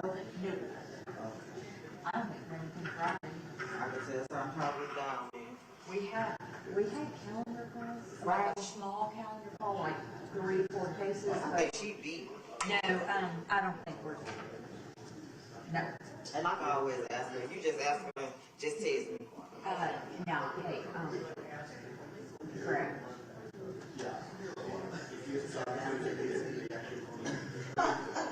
I'm sure actually it's in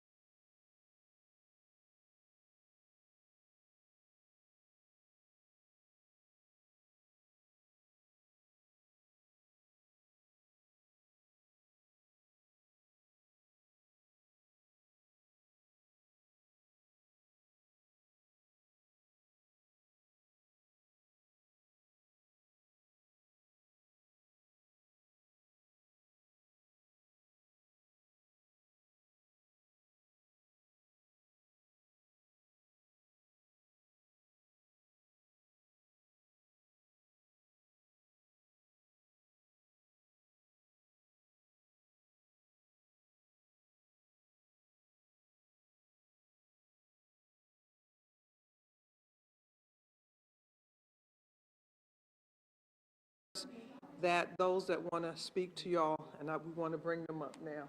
Family, whoever wants to say anything? Is Yvonne here? Yvonne? Yeah, you want to say something first? Could you tell them your name? Yes. My name is Jasmine Perez. You can stand. Sorry. You're good. Okay. I just wanted to thank everybody for being here. I know throughout this whole journey, all the medias were always there to support us, always checking on us. So I just appreciate you guys always keeping out the light of her name, and just thank you for being here. Thank you. Gracias a todos los medios, a todos los que han estado con nosotros. Thank you everybody for coming, por ayudarnos. For helping us. Y es todo lo que tenemos. And that's all para we ustedes. have for you guys. Thank you. Thank you. Megan, you have anybody else in the family want to say anything? You good? Okay. Yeah, we thank the family for all that they've been through. We know that this is the beginning of them being able to heal. So Megan, would you like to say something? We're waiting for Brandon Delfont. He is still talking to the jurors at this time, but I want to definitely give my staff the ability to say something to you all. This was hard work, and I appreciate what they have done and the results of the case today. We're just grateful to the jury who spent time away from their families and their jobs to be here and bring justice to the family. We're thankful for the law enforcement, particularly Detective Carter and Lieutenant Biggers and Sergeant Conway, who spent countless hours. You heard through the testimony that even on their off days, they went out and looked for this child. So we thank all of them for working with our office so closely so we could bring justice to this family. Thank you. Yeah, I just want to thank the jury for the job that they did of sitting back there and getting it right, and wanted to thank the DA's office, Mrs. Massey, for their assistance in helping us to achieve this goal of getting justice for Susana and her family. And we just use this every day as a way for us to strive to make our place a better place for children and families to live each and every day. And I will continue doing my job as I've always have, being committed to what my police department stands for. And that is with helping the community and making sure that they can believe in us, that when in time of need, they feel comfortable of calling the police department. So I just want to, again, just thank everybody that was a part of this case. It's a team effort, and it's a good day, but a sad day for the family that their child will no longer be here. So again, thank you. Have a good day. Thank you. And as I said earlier, we thank Megan Matucci and Brandon Delfont for bringing this case to a good resolution with all the hard work that they did. Megan has said something already. Would you like to say something? I wanted to thank the Gwinnett County Police Department for tirelessly investigating the case. They did an outstanding job. It made my job much easier in prosecuting this case, and so I really appreciate them. And just I'm glad that justice was done and that Susana's family can have some peace. Thank you. Thank you. At this point, I think it's been a long day, and we're kind of resting with what the jurors have come back with for us. So thank you. Thank you.